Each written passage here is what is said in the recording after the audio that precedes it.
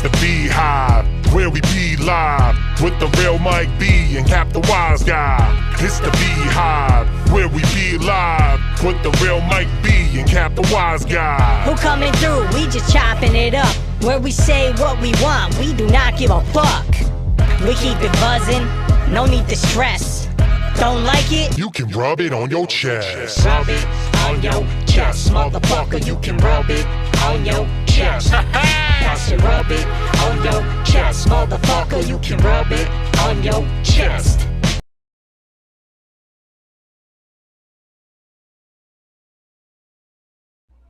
Huh? What's up? What up, though? Cap, Or as I like to say, guy. hey. Hey, how you doing, bro? Oh, you know, just living that dream or nightmare, whatever you want to call it. How about you, Mr. B? How are we feeling on this wonderful Thursday? Feel a lot better than I did yesterday. It was weird. I felt I have to say, Thursday's the best day of the week. Because once Thursday's there, like especially Thursday night, it's the best day. Because, you know, Friday's a chill day at work. The weekend's right behind it. If you're still in school, Friday's usually an easier day in school. Maybe a test or two, but mostly simple stuff, you know? So it's nice being here on a Thursday. I think it's our second Thursday show, actually. I think we've done this one at a time. But yeah, dude, it is a Thursday. Thursday. Do you want to change it to Thursdays? It's a thought. We're obviously booked out a little while, so it might require some adjusting on other people's parts. But to be honest, yeah, I can't do next Thursday. I'll say that. I got practice with the kiddos next Thursday. My daughter's gonna be performing at a baseball game this Tuesday, so that's kind of cool. You mean like playing baseball? Nah, like she's doing like a dance routine. She's in like this dance class thing that she's doing. Oh, and they were supposed to do a Spurs game, and the Spurs actually being so good this year that they changed the game time to a later start because it was supposed to be last month, and they changed it to a late start. And because they changed it to a late start, and they're all my daughter's in 4th grade, so they're all younger kids. They were like, we can't do it that late. But the NBA was the one that came in and said, like, hey, for TV purposes, we're moving the game later. You're going to be on prime time, blah, blah, blah. So they actually had to cancel that one. So now she's doing this one. It's a minor league team or an independent league, but it's still dope. She's going to be out on like the big field and everything. Real cool. So she's got that going on next Tuesday. So I can't do my normal practice with the kids. So I got to get there Thursday. That's absolutely dope. It is. Yeah, just a little look into my life. I know I'm rambling. Yeah. No, it's okay. Let me turn that off. And then I'll turn that back on. What up, Underground Wicked Radios? Oh yeah, they are. Hey, isn't here? DJ Snickers is in the building. Cap, who we got on in the BeeHive this week? Kincaid, otherwise known as Jamie Fields. I believe he's ready to kick down the door, wave the 4-4. I think he is backstage. You think we should bring him out here? Nah, I like making him wait. The anticipation builds up. All right, long enough. He's waited. There we go. That's the guy, Kincaid. What's up, brother? How are you? Hey, yo, I'm good. How y'all doing? Feeling all right, man. Feeling a lot better than yesterday. Yeah, you seem like you was going through it. Yeah, it was weird, man. Like, I don't know if it was a seizure or a stroke or just lack of sleep, but like I was like, look. Yeah, when you described it, man, that you was feeling awake but asleep at the same time, it kind of definitely sounded like, you know, you was in stroke territory.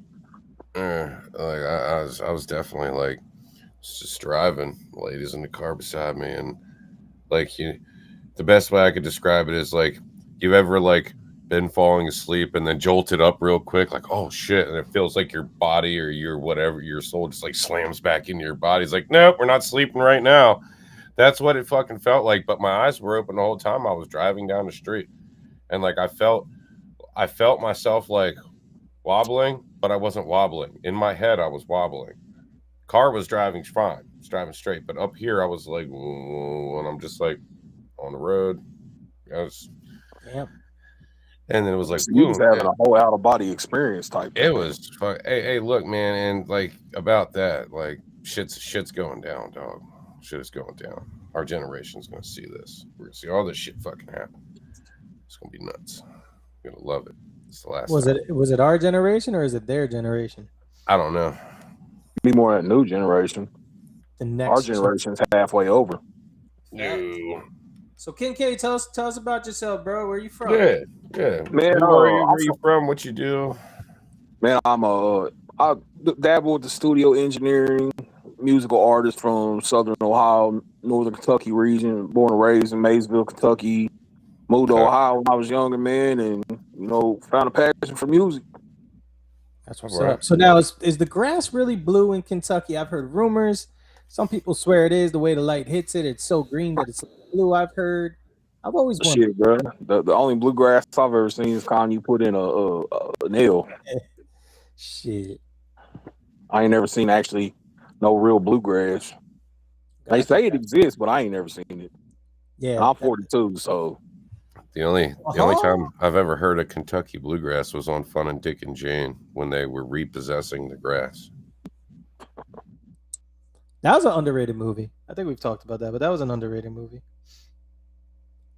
I don't know if I've ever seen it. You never seen Fun with Dick and Jane with Jim Carrey and Tia Leone? yeah.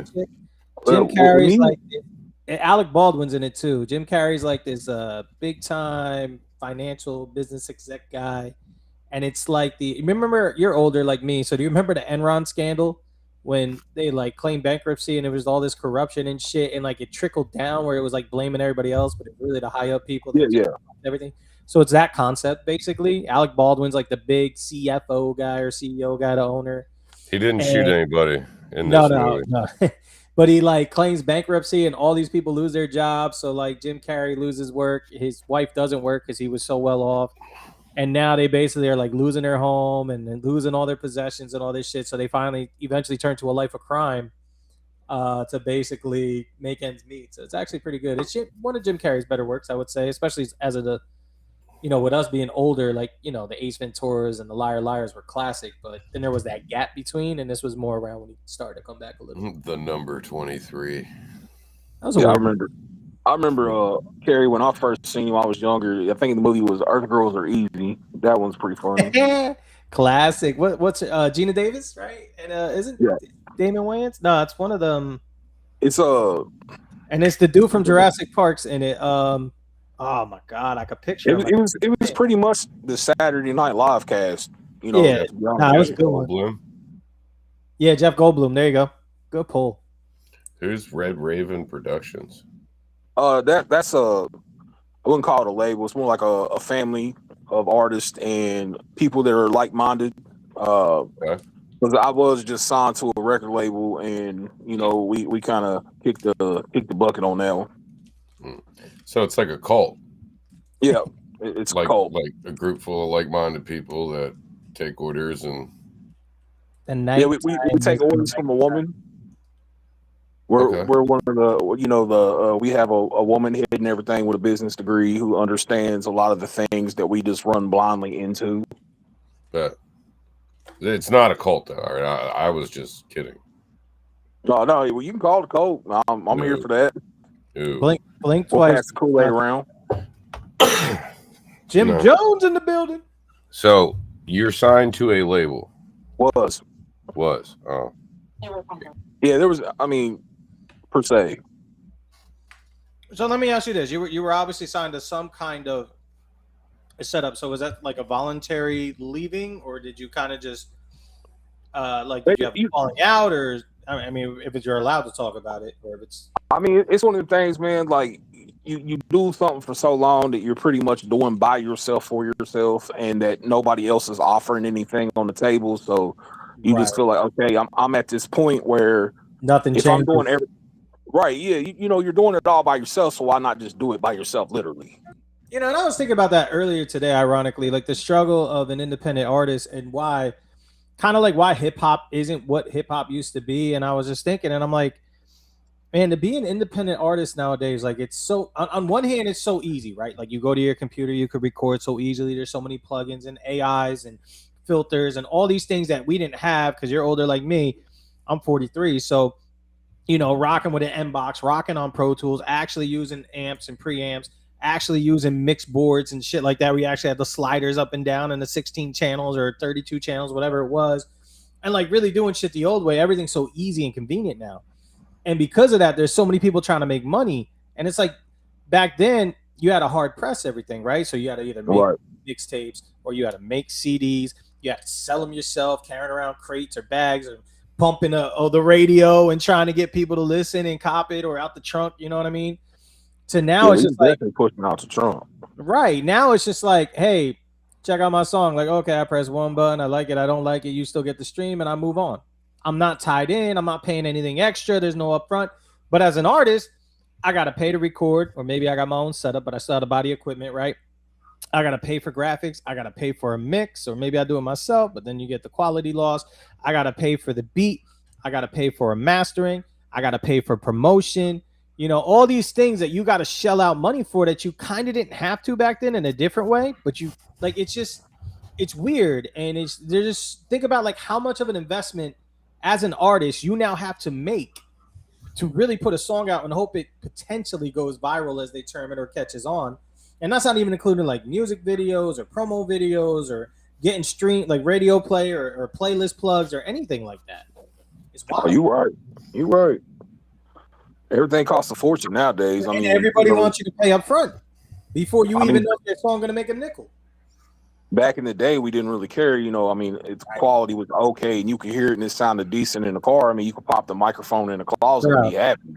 Nowadays, that's just not acceptable. See, we used to do the little like standalone closets because I'm more urbanized. So like we had the standalone closets because like apartments and shit, we didn't have them. So you would do that, and you would hang comforters over the railings. Yeah, we've done that. Right. You would spit into the comforter because it would muffle your shit. You know what I mean? So it was just a different world. You know, we didn't have like Mike's got the dope mic with the whole housing on it, the whole pop filter and everything like built in. Like he don't even need a booth anymore. Like it's wild. Yeah. Well, I feel it. Like I said, I just dropped $2,000 in upgrades for my studio, and we have the booth though. It's right there. It's literally right there in front of me. The booth is there. We was considering building a booth, man, but do you really need one nowadays? I mean, because like noise cancellation of add-ons and everything are so good nowadays that you really don't need a booth. Yeah, couple of moving blankets and some fucking pads. Yeah, you know, if you have a reflector of any kind, and as long as you put something behind you, I mean, you're pretty much good to go. I built like a standalone box in my room back in the day. It was wafer board. It was so wobbly and shitty, but I had it wedged into the corner of the room and the desk on the other side to hold it. And I bought 8 crate foam, stapled that shit right to the wood. And then, because that shit was cheap, they used to come in like 4x8 sheets, was like the same as the plywood. So it was like money, bam, bang it on, let it double up, whatever. And we used to record like that. And then ended up tearing that shit down. And what I did is I took a cardboard box and I zip tied the box. I cut little holes in it and zip tied it to the mic stand. So I made like a little shell, kind of similar to like what Mike has now, but nowhere near as nice and good.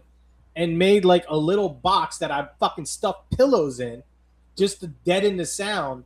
But even then you could hear like how dead it was. It actually took away from the quality because it was too muffled. Like there was no life to it. The first studio, man, that I ever built, we done it in the closet in this in the back of a trailer, man. Like we took the old foam, that bed foam that had like the triangle looking things on it, and we ended up using a ski mask, like one of those real thin ski masks for a pop filter. Throw it over the mic, yeah. And it worked, man. Like we made it out of a clothes hanger and a ski mask. Hey, shit. You used to take the old pantyhose and drape it over for the pop filter. It worked. It worked to an extent. Nowadays, you know, like the pop filter I got now I bought it from Sweetwater. It cost me like $100 some, man. Like, bro, and they're like metal now and shit. And I mean they work so much better. Because I mean I got horrible S's. Like you know, and a lot of people that come here to record, I mean they have a very high end sibilance to their voice, just them talking. So when they get excited when they're making music, I mean it's just that much worse. And I mean it's like Daffy Duck. Does it sound any different? Sound it does. no, I'm saying like I don't have the filter on. Does it sound any different at all? You sound a little deep, like a little fuller, maybe, but you're also kind of closer. And I put it back on, and now I sound like this. Like a cartoon character. All right, hold on. Underground Wicked Radio. I am gonna ask this question, but fuck you for spelling my name wrong. It's literally right. Yeah, Jeremiah. Yeah, Jeremiah. I'm gonna come up to New York and hang out with you. So what's up with your online radio station and podcast? I think you just said something to us about it before we went live. Underground Wicked Radio, man. That's something that Jeremiah started a long time ago. I think it was probably one of the first interviews I ever done over probably 20 years ago. Right at 20 years ago, it was with him and my brother Easy 606. So I mean, he's been around a while, man, and he's worked hard, and he was in a situation with the label that we was connected to, and you know they was trying to lock him in for something, and it didn't seem to be, you know, his outlet. Like, and now we're trying to really help push him and promote him. Who are we speaking about? Snickers. I'd rather not say. Yeah, Snickers, DJ Snickers. Yeah. That's how he was telling me to ask you about your podcast and online radio station. We did have a podcast, man, but it's kind of it's dead on arrival right now because it was called Absolute Hysteria with my brother Easy 606. We talked about wrestling, music. We play other people's music, play our new releases. Shit. What kind of wrestling y'all into? You know, he's an AEW guy. I'm a WWE guy. I like a lot of, you know, you still fuck with it? I can't get into the new stuff, man. I grew up on that 90s, you know, Bret Hart, HBK. Yeah, the Attitude Era. I mean, right. Like, even before the Attitude Era, you know, I was a young, dumb kid just going nuts when the Warrior came out or Hogan came out. Oh, absolutely, man. Wrestling, you know, I come from a family that, you know, they're all exciting, you know, like they all have their own niches and their likes and everything, but I was a part of everything. So I'm kind of like a cultural melting pot. So like we grew up on wrestling, you know what I'm saying? Like from my dad's dad to my father. And then, you know, it's just something I enjoyed through life. I watch New Japan Pro Wrestling every once in a while when I can catch it. Juggalo Championship Wrestling, I really enjoy it currently, you know, especially with Vampiro just retiring, you know. So yeah, I'm into a lot of different kinds of wrestling, not just like mainstream. But, you know, my brother, he talked about AEW all the time, and I'd be into the WWE matches. We had Enzo Amore and James Ellsworth from the WWE out here to do a wrestling show. I helped carry the fucking ring up the stairs in pieces, bro. It was I still got Enzo. I got Enzo's number in the cell phone. So you ever in New Jersey, hit me up. I hit him up one time. I was going to New Jersey, and he's like, "I'm in Florida working," and I'm like, "Fuck." But it was, yeah. I like wrestling, man, but I'm not like, if you really want to have the conversation about wrestling, like, I'll do it. We can do this podcast about wrestling, but ain't nobody gonna know who you are. But once I start going, it used to be a passion of mine, like a big passion of mine. Today sucks. Every wrestling, every bit and piece of wrestling sucks. Independent wrestling, professional wrestling sucks. It's tough. It sucks. It sucks. I feel like it lost. Like, you knew it was fake, but there was still that ability of them to sell it like it was real, and then it became, they don't care about it anymore. Right, and now that's what I'm saying. When we were growing up, like, you kind of knew it was fake, and you would see it, and then you'd argue with people. Like, but now it's like they don't have the, and everybody's real names. Like, I remember like watching Razor Ramon walking down the beach on WWF, not WWE, WWF Superstars on Saturday morning, talking about Use Machismo. I'm coming to the WWF. Yeah. Your ass. And he's in like the fucking Miami shirt and the shorts, walking down the beach with his toothpick throwing it at. And it was like, this guy is coming and it's like real, you know, like you felt like it was legit. And then he shows up and he fucks up some jobbers and just dominates. He does his fucking Razor's Edge and his throwaway slam and all this shit. And you're just like, damn, bro. And he does his little, you know, his little jumping and all that. And it was amazing. And now it's like, here comes John Smith. And it's like there's no gimmick anymore. And I get it. And some of the gimmick stuff's kind of cheesy. I get that. But some of the shit was dope because it gave you your own little lane to exist in. And now it's just like, who's this guy? Oh, that's his name, and this is his real name, and this is what he does, and they don't sell shit. And they're like, take a finisher and then kick out or get right. Like AEWs, especially. I've seen some shit, and it's like finisher after finisher after finisher. And you can't even get a 2 count. And I'm like, well, come on, bro. That's where me and my brother bump heads all the time, man. Because he'll be like, AEW's this, and I was like, man, I just can't watch something where they're constantly doing like 20 finishing moves each, and it's just to drag the match out that should have ended 20 minutes ago. And don't get me wrong, they're amazing athletes, and the gymnastics of it and the ability to do it is incredible. But at the same time, it's like nothing makes you want to watch it. You're right. It's like watching a stunt double. I don't even know how to explain it. Like it's just like I grew up on Bret Hart. I miss submission holds and shit like that. Not just finisher submission holds, but like the art of like telling a story in the ring, like the guy like really acting like he's getting his ass kicked and then overcoming it and coming back. You know what I mean? Like it was different. It's like you don't see wrestlers anymore like Eddie, Dean Malenko, Chavo, these guys who really got in the ring and could sell you a story. Like dudes that could wrestle, they were great athletes, plus they were amazing on the mic. And their stories were built behind them, and they made you believe, even though we knew it was fantasy, we still believed what we were watching was real. Amen.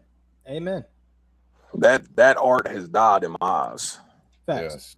Like they're way better athletes now, so to speak, but that ring storytelling is just dead. Hey, if you're looking for music to play off of that, hold on before you do that. Tell us about the album. Tell us about it. Okay, I just brought it up because we had a request here from us. I want to hear about the Wolf of Oak Street album. I don't know who this guy is, but he's been in here. Thank you for your Snickers guy running our show tonight. Yeah. Not going anywhere for a while. I know. I know who it is. That's my homie. I know.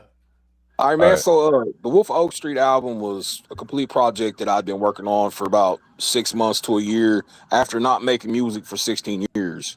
Like I took a very long hiatus. Like I said, I'm 42. I started making music when I was 16. Really got serious about it when I was 18. Started doing tons of shows. This is the 13th album that I've actually created. This album is actually still on the internet. I'm from the SoundClick days, so it's one of them things, man. The Wolf, I mean, it's pretty much just like you know how like when somebody listens to you and they're all like, well, you should just make club music. You should do country rap. You should do this. You should do. Well, I wanted to do everything, and I'm so sick of people trying to put artists in a box. Even though, like, if you want to sing, man. If you can't sing, do it anyway. If that's what makes you happy, just experiment and find out what makes you happy. Because once this shit becomes a job, you hate it. So the Wolf of Oak Street was just, me experimenting and having fun, man, after, like I said, 16 years of not making music.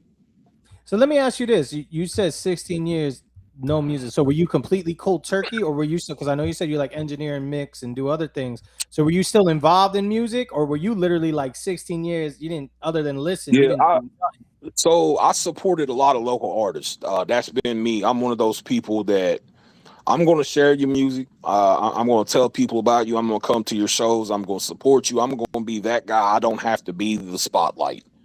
Okay. So I was, in that aspect, I was involved in music, helping other people. And but me as a person, I wasn't doing any studio things. I literally had to learn, and I'm still learning. Mike B has literally said multiple times every time he's heard one of my songs that this is what I would have done different on the production. I even take that into mine. So like when I'm working on the song next time, I take what people tell me. I'm like, okay, because I had a mentor, but he was, mainly rock and roll. Okay. So I learned how to, record and set things up on hardware. But when it came to the digital, I didn't have much time actually in the digital age before I stopped making music. And it is a very different, like I took about an 11-year break. And when I came back, I was trying to do all these things I used to do. And I'm just like, I didn't realize how much things changed. I'm like, it's not that bad. It should be easier.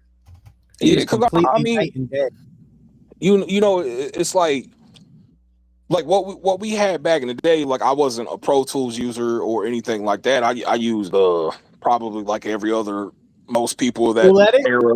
Yeah, Cool Edit Pro. You know what I'm saying? Shouts out to my guy, that crack code on there. Shout out. Yeah. I was on Adobe Audition back in like 05. I still use Adobe Audition. We'll let it Pro and Fruity Loops, baby. That was the way. I got the newest version. Well, I got Adobe Audition 2022, but I was on 1.5. Got from LimeWire. Was like, yeah, let's go to fucking work. I remember Right. when people were telling me I should get Pro Tools, I'll get Pro Tools, and I was like, all right, I'll check it out. And I went to the store like buy Pro Tools, and then you have to get an M box. Like you Yeah. had to use that specific model, not model, but that specific brand interface. It was the only way Pro Tools even functioned. And I was like, it was like $400 for the M box, but he gave you Pro Tools with it for free. And then we just like everybody we knew had that shit. And people were like, let me get your Pro Tools. I'm like, you can have it, but it ain't gonna work without an M box. You still gotta go buy an M box. Like the way they did it was so. Now it's an iLock or you fucking use anything. Like, just... Really, Mike?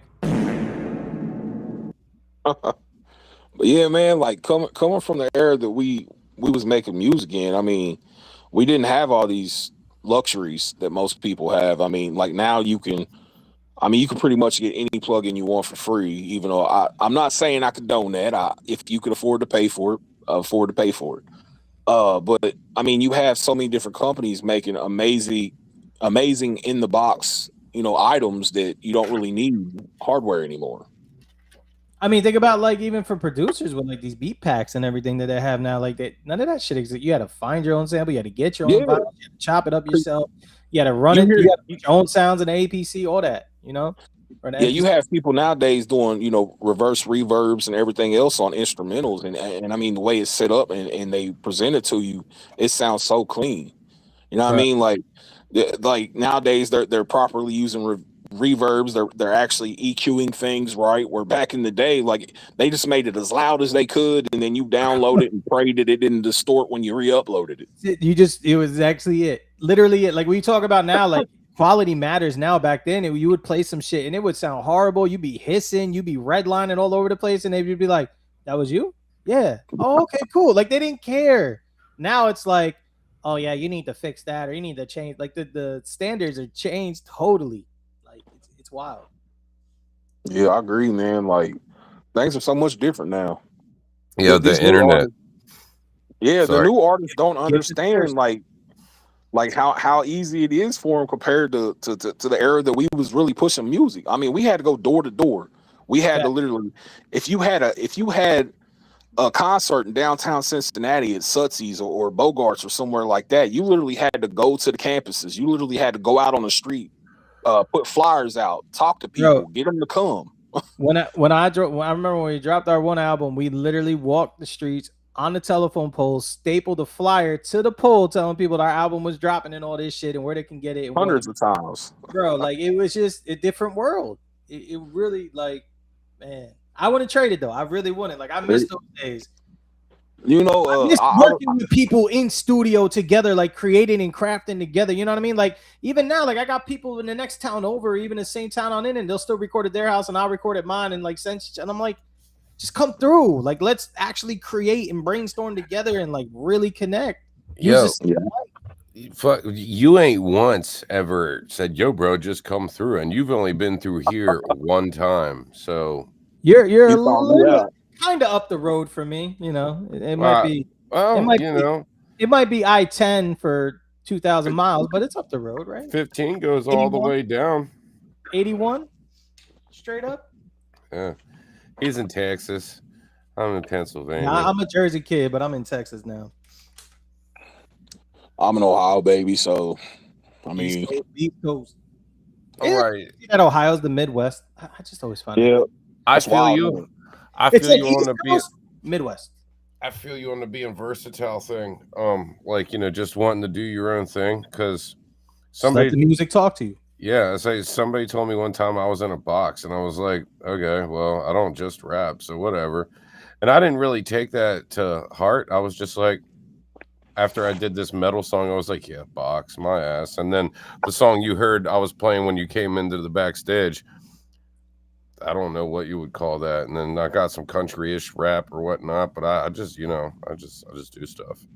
So yeah, because in 2026, if you're only sticking to one genre, doing one style of music, you're going to get lost in the thousands and thousands of other artists that do just as good as you, if not better.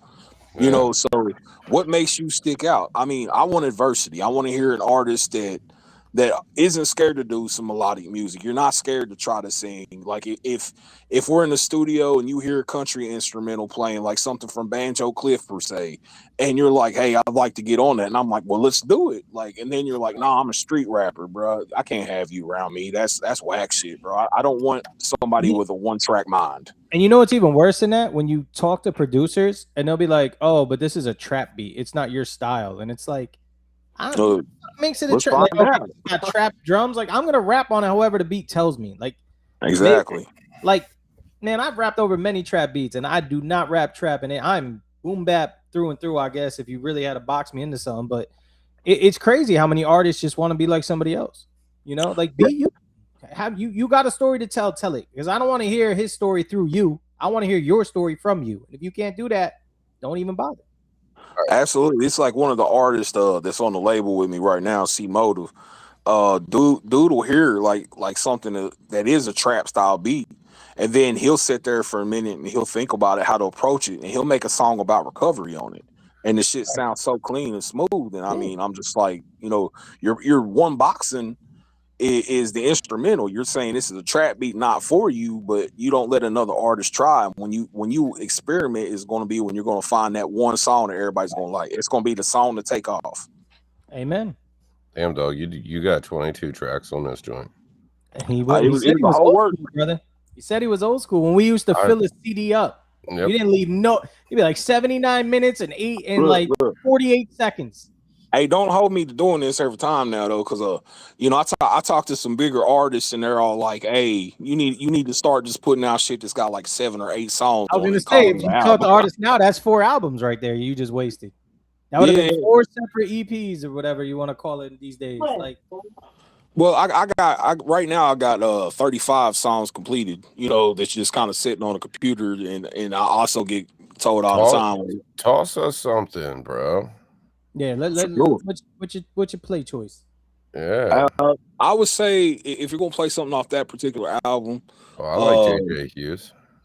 Yeah, that's my dude. We got him in the BeeHive coming up here in a few weeks. Yeah, that's little bro, man. Back before him and Broadnex connected for the video and everything, like I used to talk to dude all the time, man. And like I told him, I said, one of these days, bro, I said, you're going to find that faith in yourself. I said, and you're going to take off and you're going to be that guy. Now look, fast forward. Like JJ's definitely a dope artist. But yeah, the song with JJ's, I like it. Most of y'all. And there's a song on there with King Doe that I like a lot. Yeah, Thy Paper. Well, you got to pick one, bro. You got to pick one. This is your baby. Let's roll with most of y'all. What? All right. Well, what do most of y'all want to hear? Right there, number 4. Most. No, well, I'm asking what they want to hear, though. He said what most of y'all, so I figure most of them want to hear. The song most of y'all.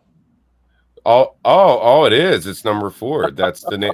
That's the name of the song. Hey, most of y'all, relax. I'm sorry, you don't get to pick it. This is most of y'all from Kincaid.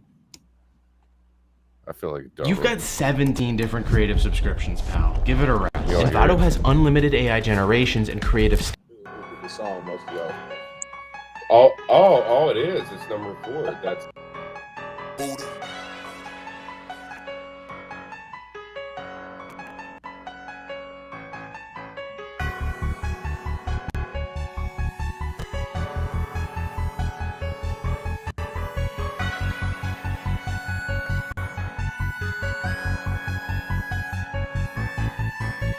Y'all just talking, but y'all ain't really talking about shit.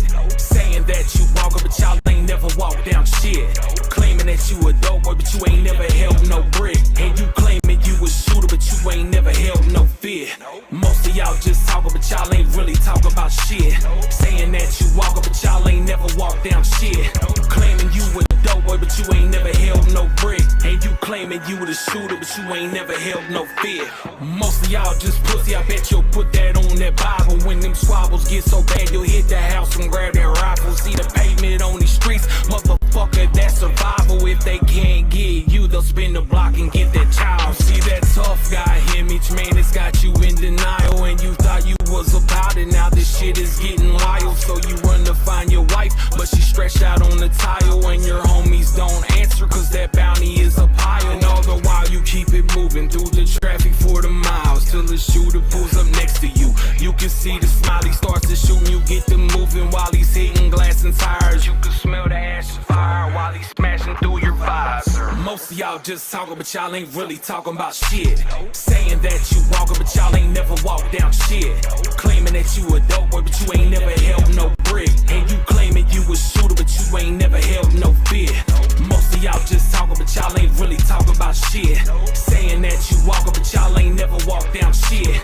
Claiming you a dope boy, but you ain't never held no brick. And you claiming you the shooter, but you ain't never held no fear. We see your words don't match your actions like your pictures on the gram. You the type to get it smoking, but only show up with the gram. Most of y'all just snakes and rats, probably setting up your mans. And I could get you backdoor by the people you call fan. And it wouldn't cost a grand. You would probably take a stand, probably crippin' all your life, but never got blood on your hands. Probably running from a fade, like a barber in the jam. They trying to catch you with them sticks, like a drummer in the band. Keep my name up out your mouth, cause motherfucker, I'm the man. Get yourself some little money, put that rubber around the band. Stay up in your lane, it's best to know right where you stand. Cause when they flip your head off, it's hard to know where that will land. Most of y'all just talking, but y'all ain't really talking about shit. Saying that you walking, but y'all ain't never walked down shit. Claiming that you a dope boy, but you ain't never held no brick. And you claiming you a shooter, but you ain't never held no fear. Most of y'all just talking, but y'all ain't really talking about shit. Saying that you walking, but y'all ain't never walked down shit. Claiming you a dope boy, but you ain't never held no brick. And you claiming you the shooter, but you ain't never held no fear.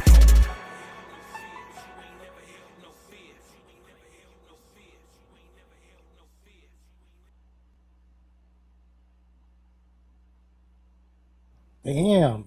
Who you was dissing on that? Who was that song for? Tell me. Was it J. Don't lie. I mean, it ain't really about nobody, man, other than my area is full of these people. We got a type around here. Like That's some of just in time. But some people, man, that they really jumped off the porch at an early age, and then you got people who say they are, but they've always had the person to run to their aid and take up for them type people. It's never Real done shit that they talk about. Them, right. Johnny Dangerous. You know what I'm saying? So it's a song that's really explaining, okay, you can portray this type of image, but what happens when that image catches up to you? That's what that song is actually telling you could happen to you. I felt attacked because the last song that Cap and I released, and I didn't even want to release it because like I'm not about that life. So Cap wrote my verse for me, but I didn't want to say the stuff I said on it. But now I got. But they did say that was the best they've heard from you in a long time. They said you're real lyrical in this one. Yeah, I know, but they're literally sitting outside waiting for me. Well, yeah, everything I've heard, bro, like by Mike B, he's been pretty dope. I ain't gonna lie. So let me ask you this: do you produce your own beats, or do you have like an in-house producer you fuck with heavy, or pause, or like? We got a few different producers that I can reach out to. Shout out to Strozart, you know, Incognito, man. Like I have producers I work with directly. Like dudes will be sending me beat packs like every week for me and the other artists to check out. I mean, we get great deals in-house too. Amen. That'd be real dope. So I did like that song. Bunny Love liked it here too. Like that's just like getting knocked in the whip too. Like that's that old school. I liked it. Them 808s beat heavy. I liked it, and I didn't like it because it's it's. I can't say it's not something that like I don't fuck with or that I wouldn't do. It's like me like 10 years ago. I guess I would have. Yeah, I probably would have done something like yo fuck you guys because there's a lot of fakeness you see going around and. It's, especially when you know somebody on a personal level and you're like, you just gotta like Tony Yayo him like, okay, but it's not worth it to me anymore. I'm just having fun doing my own thing. Now I'm not knocking it. Like again, dope song. To each their own. If you want to, again, the whole idea of the song is it's directly talking to people who say that they're about a particular life and letting them know what could happen to them. Like if you actually break down the lyrics and listen to it, it's talking about, okay, if they can't get you, they might get your kid. So you gotta watch what the hell you're saying to these people. Right. Because you're putting everybody else at risk. Right. Some lost soul might listen to that and be like, you know what? I got to do better. So yeah, I mean, it's like the other song I recommended, "Thy Paper." I mean, we're just pretty much rapping on that shit. All right, let's run that. Trying to put some bars out there. Paper? Thy Paper. Yes, sir. All right. Let me get this up on here. Muting the microphone. Thy Paper featuring Doe. CCE.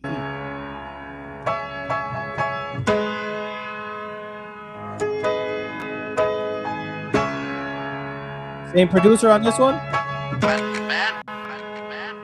Yep, same producer.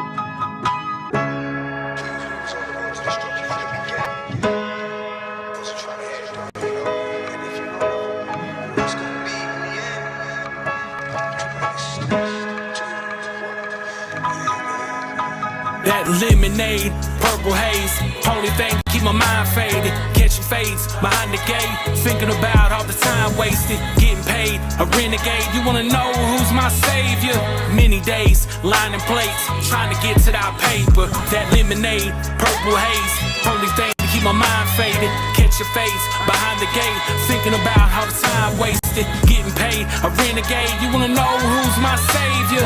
Many days, lining plates, trying to get to that paper. They said this rain cold, but this game colder. Different feel, but the same soldier. I've been throwing strikes, but this is changeover. Grab the blueprint and I take over. And I stand like Yada, waits over. And I see the fiends and they ain't sober. I'm trying to rock the nation, but I ain't hovering. I make it flip, but this ain't Clover. Stay at the range, but this ain't Rovers. When this thing kick, game over. I'm a different high with the same odor. We sitting high, but the thing's low. I get you thrown away like the game's blow. And I fuck the queens like the game's poker. And I'm about my green like the name's Joker. Empty bottle, so I ain't sober. And this 10 for 5's hand to change over. We snatching necks, taking chains over. And this street beat, see it ain't kosher. This rod in my hand don't paint posters that burn the smell. Ain't folks, we at the boat when it came over. See we masterpiece and you came broke. See we murder beats like the tank's over. And there's no limits in the thing, so I put my money in the safe like the bank's broken. Stay locked on target, I ain't focused. We don't fix shit, if it ain't broken, I keep a big stick. If my name's spoken, hit a pick six with my team, bitch, and that cream shit. We ain't joking, so we masked up, but this ain't cold. That lemonade, purple haze, only thing to keep my mind faded. Catching fades behind the gate, thinking about all the time wasted. Getting paid, a renegade. You wanna know who's my savior? Many days, lining plates, trying to get to that paper. That lemonade, purple haze, only thing to keep my mind faded. Catch your face behind the gate, thinking about how the time wasted. Getting paid, a renegade. You wanna know who's my savior? Many days, lining plates, trying to get to that paper. Trying to get to that paper. Preacher man, I need prayer. Loved ones up in heaven. Hope I can see him later. Cause that feel like it was my fault, but he a grown man, you can't save him. Guess some of my brothers keep him, so his name we keep saying. Haters won't see me laying. Guess I'm one that got favorites. 7 shots in my ram, I dodged them like the Matrix. It's because my sex layers hate the game, not the player. Run the city like the mayor. On my bitch top 10, I'm on the cloud up there. King bottle like a Laker. Rather be real, not a faker. Stack a tall skyscraper. How you hating down there? You really need to get your weight up. You niggas really ate up. I'm getting fat, come my cake up. No days off and no pay cuts. Come catch a fade like a taper. 2 guns, 2 Raider. You can't take from a taker. I'm on point like a laser. I'm calling shot, come on, race up. I see no limit, put your takes up. My address is the bank, bro. That lemonade, purple haze, only thing to keep my mind faded. Catching fades behind the gate, thinking about all the time wasted. Getting paid, a renegade. You wanna know who's my savior? Many days, lining plates, trying to get to that paper.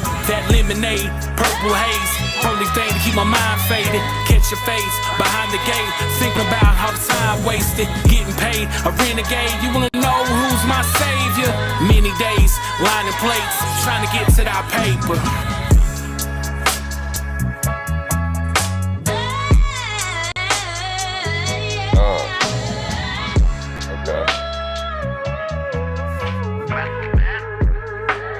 So I gotta mute my mic because when I play the music, it comes out of the speakers for some reason. Yeah, that's another beat you could just ride out to. I was swinging with that. I was like, okay, Hey, and my damn, I don't instrumental have. selections are insane. It's like, damn, I don't have a blunt right now, neither. So what you think, Mike? Is that something you could jump on? Yeah, bro. Look, I can jump on whatever and do whatever. I just like, even if someone's like, I'm not jumping on an affiliated track. Like, yo, we're just gonna be talking about killing people and this and that. So people might get mad. I'm like, no, I'm cool. It's not even the people getting mad part. It's that I'm cool. I don't want to do that. Have fun.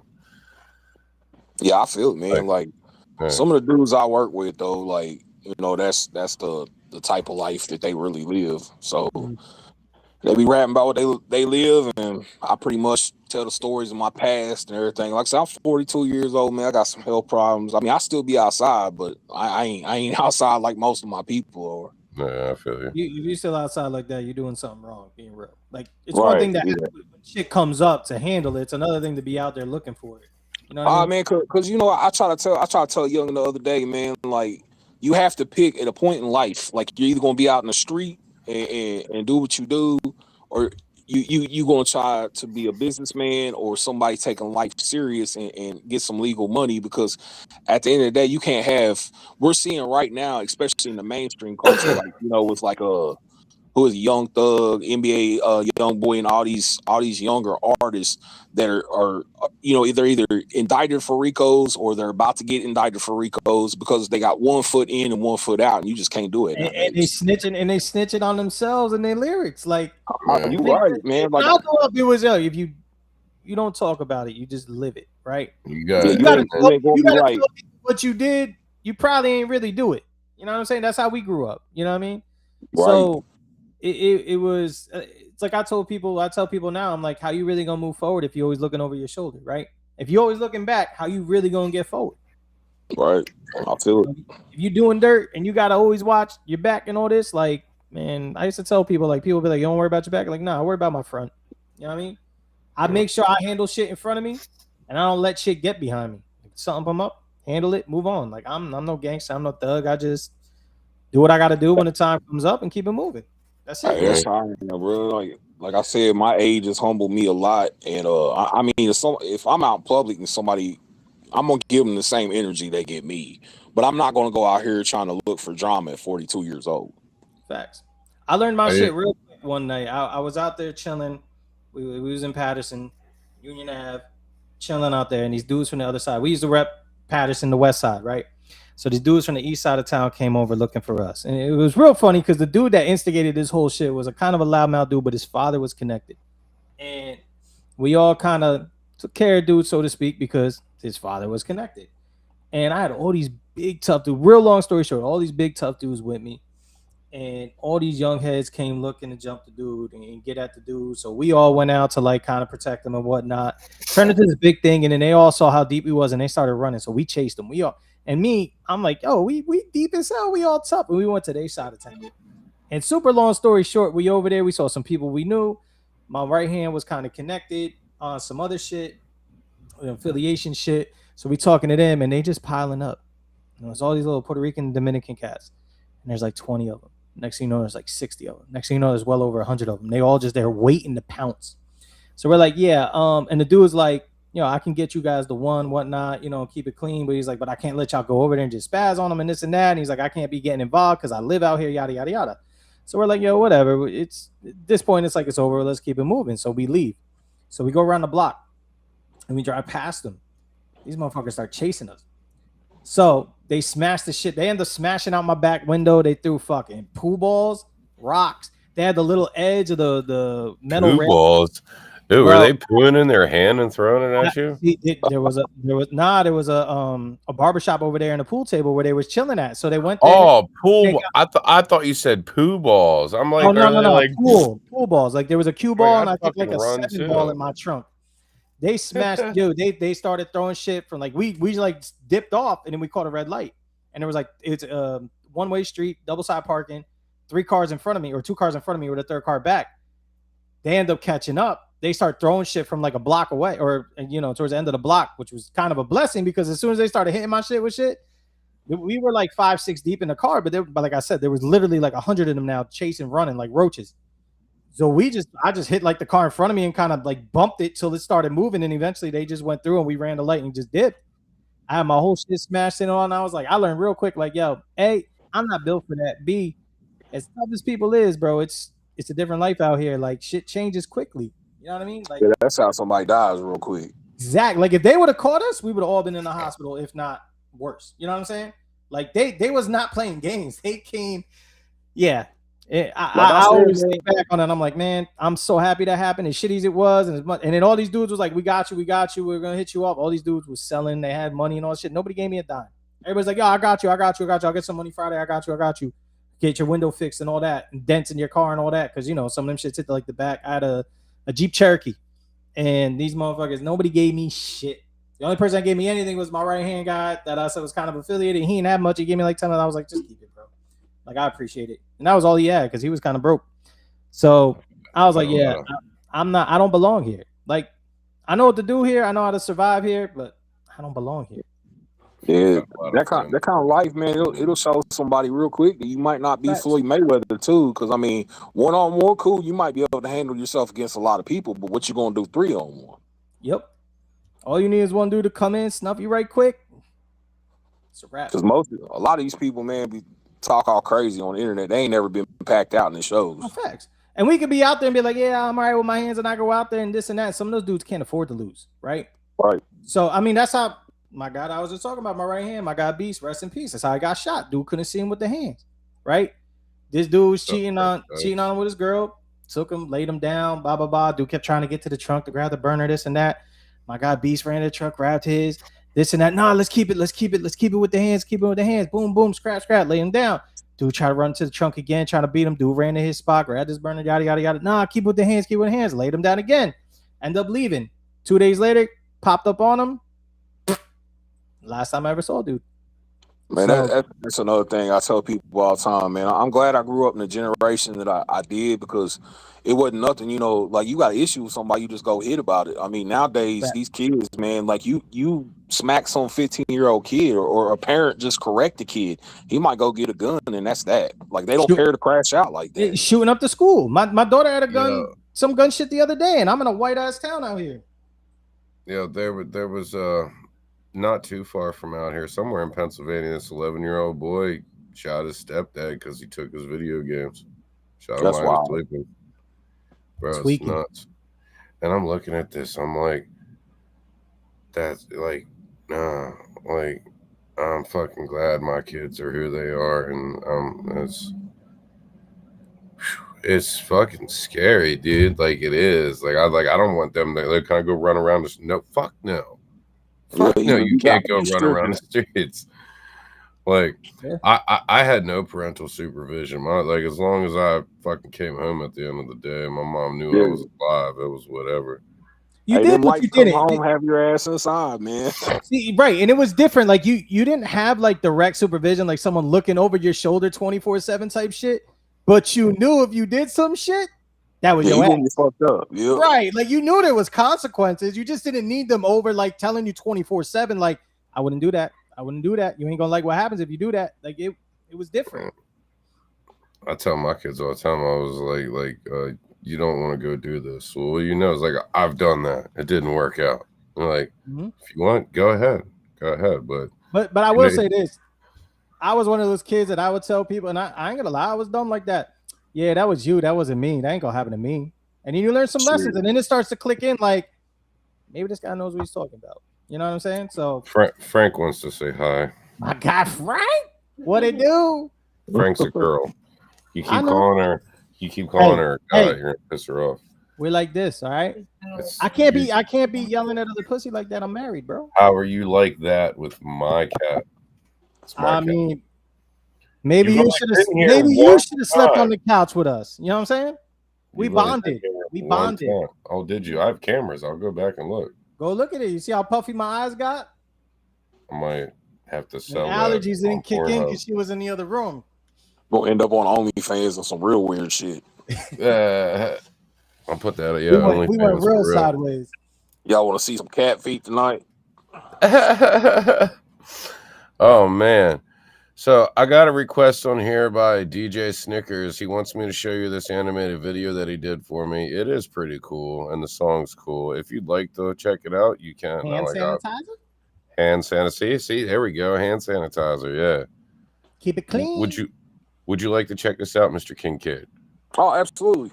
All right. I'm saying because this is your show. Well, it's really Cap's show. I'm the co-host. It's Frank's show, okay? So people I'm glad y'all had me out, man, for real. Hey, we definitely appreciate your time. I'm just love. saying. Here we go. So this is hand sanitizer. The video, Sweet Pea on the mix and master. I did the recording as well, also. It's crazy how young you look in this picture, Mike. I don't know why. And maybe it's the hat. You look way different, right? It looked like that was like 10 years ago, but it was what? That was last year. Wow. Married life hit you hard, huh? Oh my goodness. Here we go. Hey.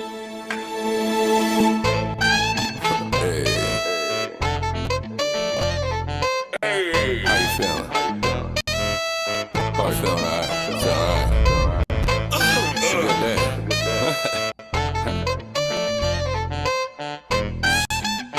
They don't know who I am.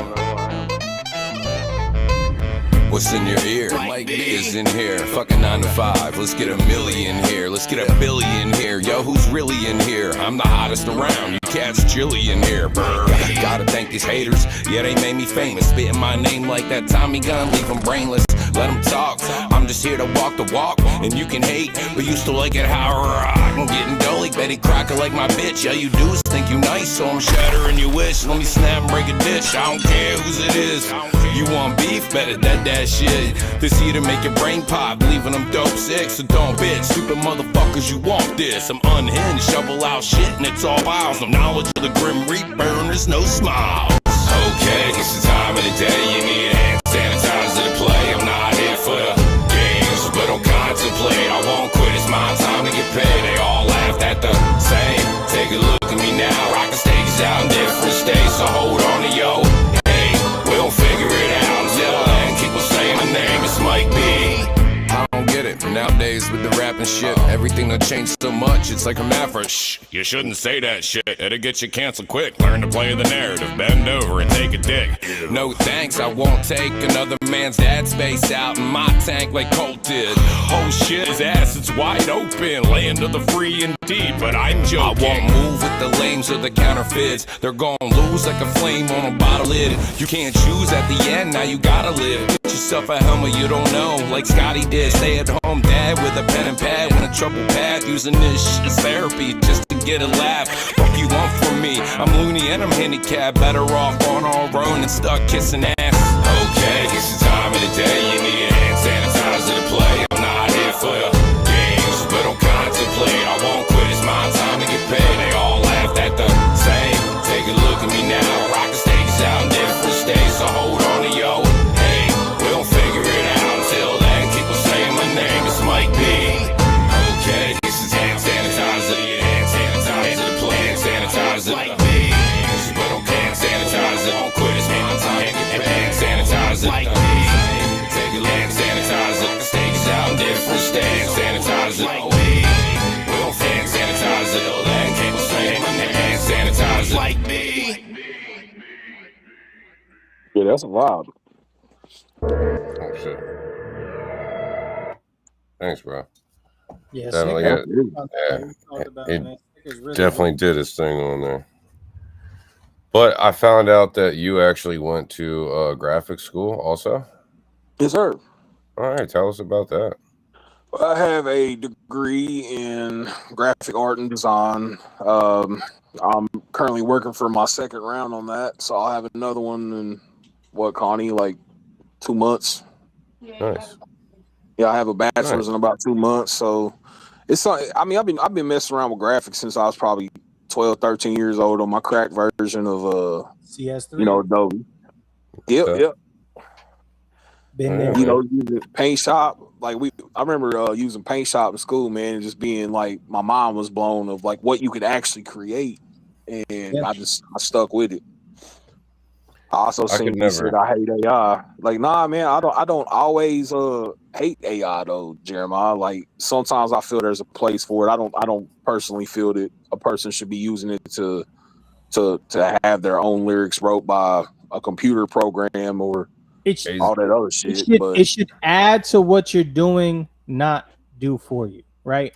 Absolutely. Right. So like if you got an idea for a song, you need some help, or you got inspiration, say, or your artwork and shit like that, like use it as a tool.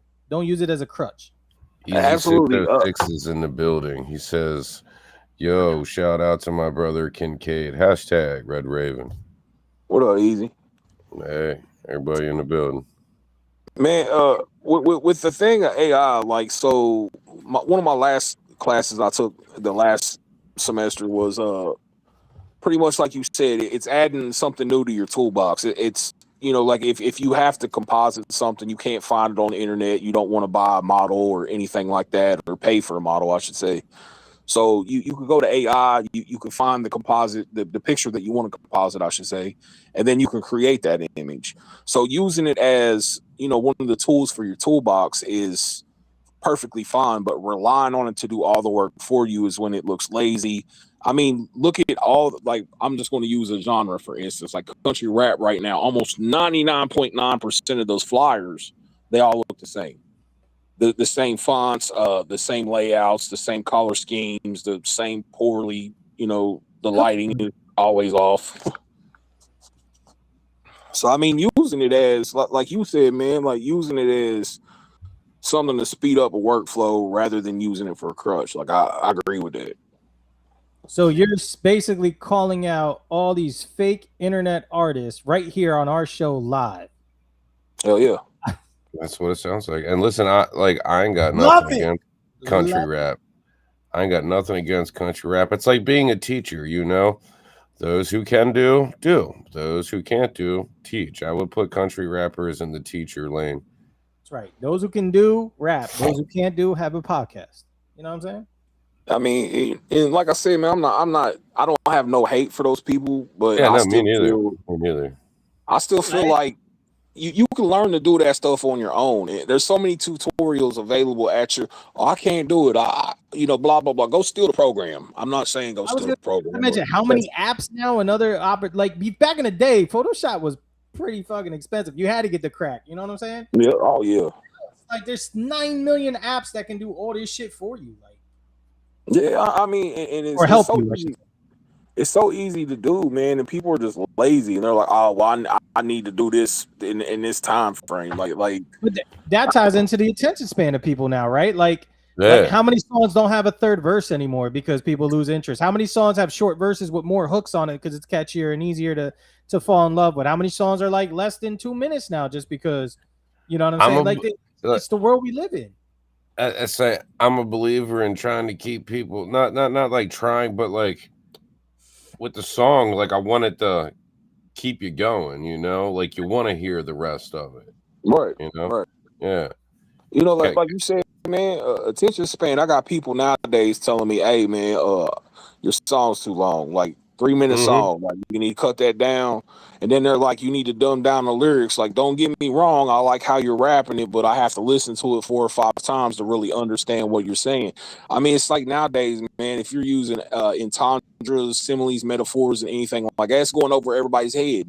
Nowadays, if it's not just Dr. Seuss raps, nobody cares. Facts.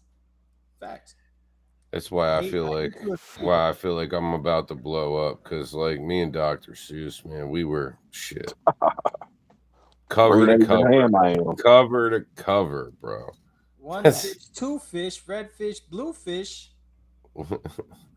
Knick-knack, paddywhack. Get a dog a bone. I actually have a verse where I kind of put that in it. I haven't actually recorded. I thought about it. I was like, go ahead. I was gonna say we put the Hip Hop Anonymous in the song. We did. Yeah, that's dope. Hip Hop Anonymous. Not Dr. Seuss, but the message is pretty. Yeah. It's Big Daddy shit is funny. Easy said no more 10-minute songs. You right on that, bro. I can't. Like my attention span. Like if the song's dope, I'll listen to it. Maximum 5 minutes. But when it depends. It depends. If it's like multiple artists, like a cipher type track, and it's over 5 minutes, but constant switch ups and like different people bringing different energy, I could fucks with that. But if it's like one artist kind of getting repetitive, so to speak, then yeah, I'm with you. I'm not gonna give nobody any attention, man. But a dude had an idea to do a group project, right, and make it 5 or 6 songs, and there was like 6 or 7 artists on this label, and only 2 of them, only like 2 of these artists that actually really make a song. And they wanted to make a whole album with every single artist on every single song. I'm like, bro, I'm not trying to do like a bunch of 7-minute songs. That's just gonna sound stupid, and you're gonna have an album with 5 songs on it's gonna be almost 40 minutes long, and nobody's gonna want to continue hearing a bunch of trash ass motherfuckers just say the same repeated shit like I went to prison or some guy talking about gang banging that's never gang banged. Weird shit. Mm-hmm. So I agree on some forms of the attention span, but like it's got to make sense.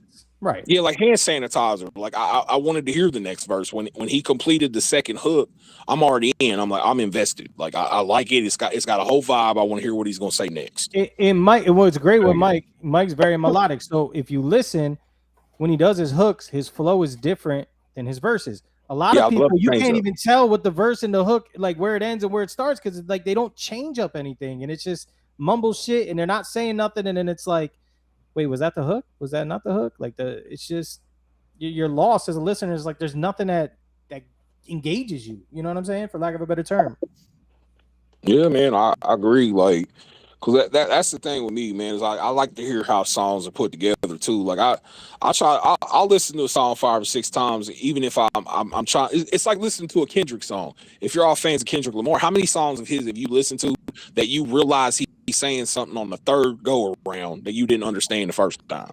There's just one song that plays on the Grand Theft Auto 5 radio nonstop. What's it called? Swimming Pools? I think so. But bro, it is like nonstop, and I'm like, at first I was like, I'm just jamming, like, okay, cool, and then I'm like, oh, did he just okay. I can't remember the name of it. I haven't been on GTA in a little bit, but I got a couple 100 hours invested in that game, so yeah, I can definitely say the radio gets a little overwhelming. Hey, bro, I run shit on GTA. Got everything. It's a fucking billionaire, all made, no glitches. Shit, I still remember the songs from GTA 3. Royce the 5'9", Boom, Ape Something, Tragedy, Gaddafi. Like there was classics, bro. Cream was on there. Yep. I always feel like, man, like sometimes it's like everybody wants to see the previews of like the game. Like, all right, let's go watch somebody break down the preview. Nah, I want to see what the soundtrack is. Fact. Yeah. Because like GTA, right? Right, man. I mean, because if you're gonna be locked in online, like as soon as GTA 6 comes out, my wife already knows she's probably gonna lose me to the bedroom for about 3.5 days before I even come out to see light on the skin again. Shit, so go ahead.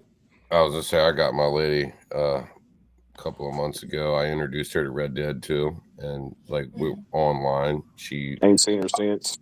I was on the living room TV playing, and she had the TV from the bedroom set up out here right beside this TV in the rocking chair for like 3 days. So she could chill with you? Yeah, no, she was doing her own thing. Mostly I was, I would go to sleep and take a break every once in a while. I'd go walk around the block. She's still up here. She locked in. It gets addictive, man, especially if it's something that you relate to or you just find joy in. And what's crazy is like you'll look at your phone and be like, hold on, I've been playing for 8 hours? What the fuck? Like you don't even realize it. You just, like you said, you get locked in and you go and then you look and you're like, it's fucking dark out. What the fuck? Like, bro, that shit happens to me all the time. I'll be like, hey, I'm just gonna get on the game for an hour, and then it's like 10 o'clock, and she's like, you've been on there all day. I'm like, especially on like a Saturday, you get on there like early afternoon or late morning. Next thing you know, your wife's like, what do you want to eat for dinner? Like, I don't know. I'll talk to you around later.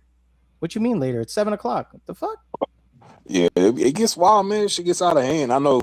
I've been waiting on new Grand Theft Auto because I've been playing GTA 5 for like 4 years. Bro, I've been playing it since 2013, but not online.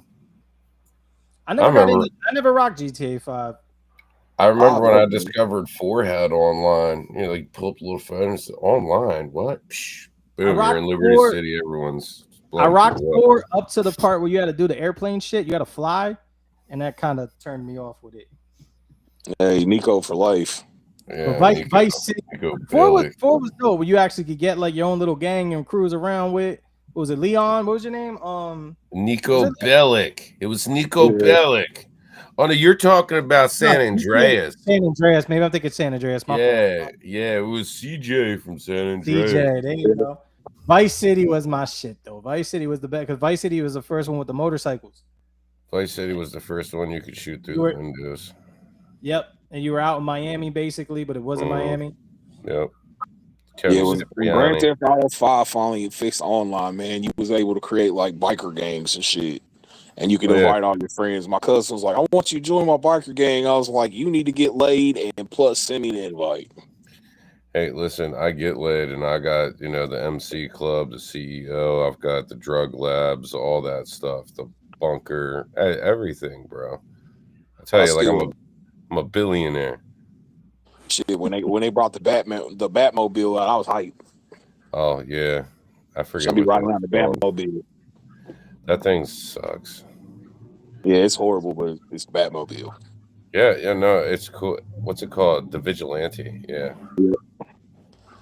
Then you got the rocket bike. That shit was dope. Yeah, now they got the Rocket Bike Mark II, where it just it hovers and flies everywhere, and people are stupid. They got a flying hover motorcycle now. Yeah, it's Oh, they got all kinds of shit. Armored vehicles, tanks, helicopters. Yeah, you go I've steal got jets from Army base. I've got a couple of planes and helicopters. Tell I'm a billionaire, bro. I got stuff. What was the first one they actually put on Xbox? Right, because GTA is on Xbox now too. Was that 4? San Andreas, wasn't it? 5. I don't think San Andreas was on Xbox, was it?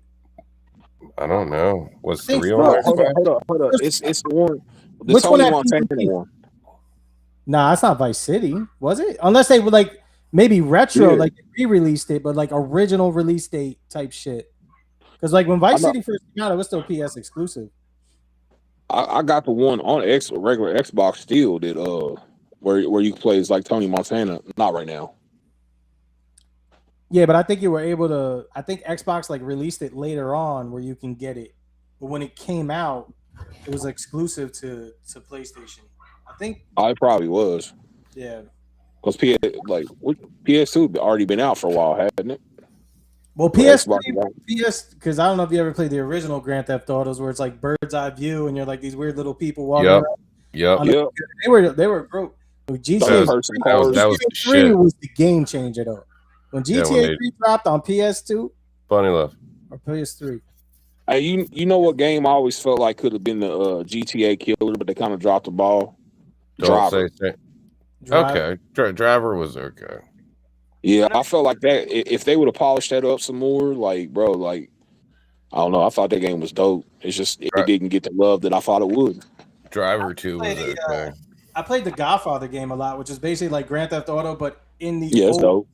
it was like Yeah. early New York Godfather time, but it was basically Grand Theft Auto. I was actually real dope. And then that Yeah, Mafia, right? Was it Mafia? Yeah, I'm infatuated Yeah, with them Mafia. games. Mafia's Love a that good game. Well, Kincaid, I wanna check out another one of your songs if that's okay. Yeah, man. Next one, I mean, Killer in My Eyes, or unless you want to spin that one with JJ. Oh, you got Like, videos? It's your Oh, choice. damn. Yeah. Do you have any Well, music videos? Killer in Story My- of the music video. Yeah. Don't grade me too harsh on that. I done all that. Me and my wife. It was actually for a grade for college. I had to create like a music video using minimal effects and trying to make everything more realistic and all my transitions in camera. So it was one of those things where it was actually for a project and I wasn't going to release it, but my friends was like, "Fuck it, put it out. It looks decent." Okay. Well, here we go. Killer in My Eyes. Kincaid, Killer this Tofu? is Killer. Oh, you.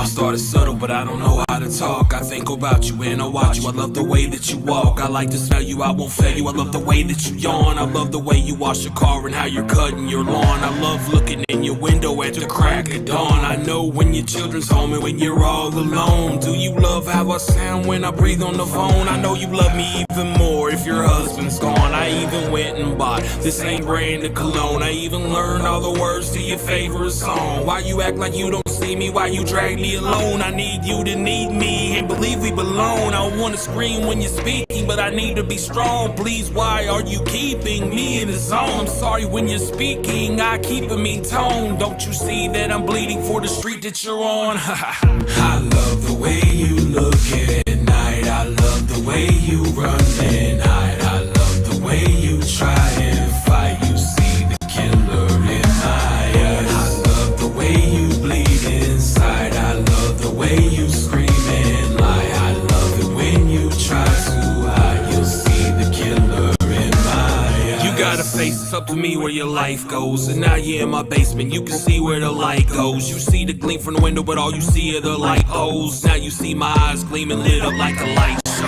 And normally I use my bait like I'm psycho. So which is your favorite, the left or the right toes? Both flavors are my favorite, now choose where the knife goes. Now on to your nose, the left or the right. You wanna keep on fighting and see where this might go? I'll turn your head red when you see where the pipe goes. I'm sorry that you're bleeding, you can't breathe from a light show. Keep on squirming, you gon' freak from the knife holes. It's a parent Karen that you're walking on tightropes. You're a bad parent Karen, now my hands on your tight throat. I gotta run errands Karen, you'll survive from the white smoke. I killed Aaron Karen, that's him in the white coat.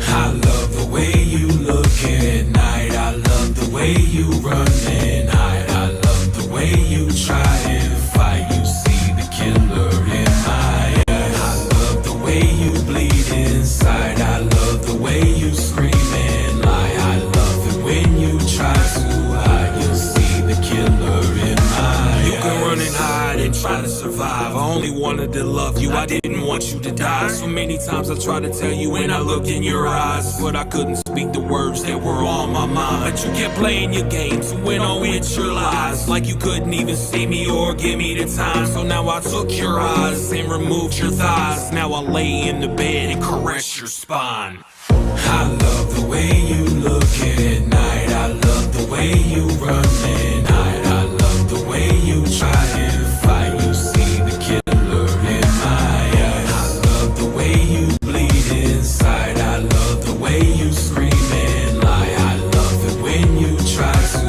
hide. You'll see the killer in my eyes. Now, when I say diversity and trying different things, I mean, it's kind of what I meant. I like that a lot. I gotta say this. I really hate it when people try to be like, don't mind the video, it's not really that good. I had to do it for a project, and it's fucking amazing looking. Yeah, it is fucking. Like, come on. I like that effect where you had like how it changed from like real life to kind of animated. Animated. Yeah, I fucking need that. Well, going back, man. I'm just learning how to do stuff because I'm amazing. Don't mind me. Well, the thing is I'm actually I'm a professional photographer by trade, so understanding the camera, I already knew how to do all that. Like, but it was the design aspect. Like one of the things in the project was we had to use something AI in the video. So I was like, you know what? Like if I draw something out and then I AI it and cartoon it, that's how we got the hooks. So that was something different, creating my own transitions using AI, Now, did you literally like hand draw it, scan it in type shit? Or? Oh, yeah. We hand drew different scenery clips. Then I took different pictures with the camera and kind of done it the old school way that they would affect cartoons. And then we looked to an AI program for the college, and it animated it and gave it a whole bunch of different transitions and effects added into it, like cooked into the actual the clips. And we ended up with that. So I thought it came out beautiful, man, like for the most part. But I mean, like I said, it was the first time I'd ever shot a music video with my wife's help, and thought it came out all right. Nah, it came out real though. You're talking to a guy who can't even like draw a straight line. You know what I'm saying? So me either. But see, I have a hole in my brain. Cap doesn't have an excuse. I shouldn't be able to draw a straight line, but it's straighter than his. Facts. Gay Man, with a I wife love art, and man. kids. Like that's my thing. Like I can pick up a pencil, I can draw things, I can do pretty much whatever I want in that aspect. I can and the plus, like going from like I was saying earlier, like people nowadays don't understand how good they have it. Like we literally had to draw something on paper, take it to somebody, have it photocopied, and then we could use it on the internet and show off our work. Yeah, Nowadays, scan it in, keep it as is. Like you couldn't make alterations after you scanned it in. Really, maybe some right, colors. man. Nowadays, you can literally go to a store, buy a $40 art tablet that plugs right into your computer and draw right on your computer. With a Well, magic listen though, like my video guy, shout out to Dirty J Productions, Optic Audio, but he said he's done doing freelance stuff, man, because whenever you upload a video anywhere online, doesn't matter where it's at, the AI always it always spices it up a bit. It puts its own mark in it, so nothing is yours anymore. It's not original. The AI has ties in it. That's crazy, man. Because another thing you got to fight with too nowadays, is any kind of digital creator, is the compression rate, man. Like we sit here for hours making. I'm sure you guys are the same, working on a mix. Like say you got a new song, you've listened to the mix, changed the mix 40 or 50 times. It sounds amazing right there. It sounds good on your phone. It sounds good in the car. Then they upload it and boom, compression rate hits. It's the same with artwork, man. Like, and I hate it. It's like they won't allow nothing to go through, even if you minimize the file size. They MPEG it down and all that shit. Yep. Horrible. Definitely is. Man, so yeah, I like that song a lot. It was real dope. I definitely Definitely gave me police vibes.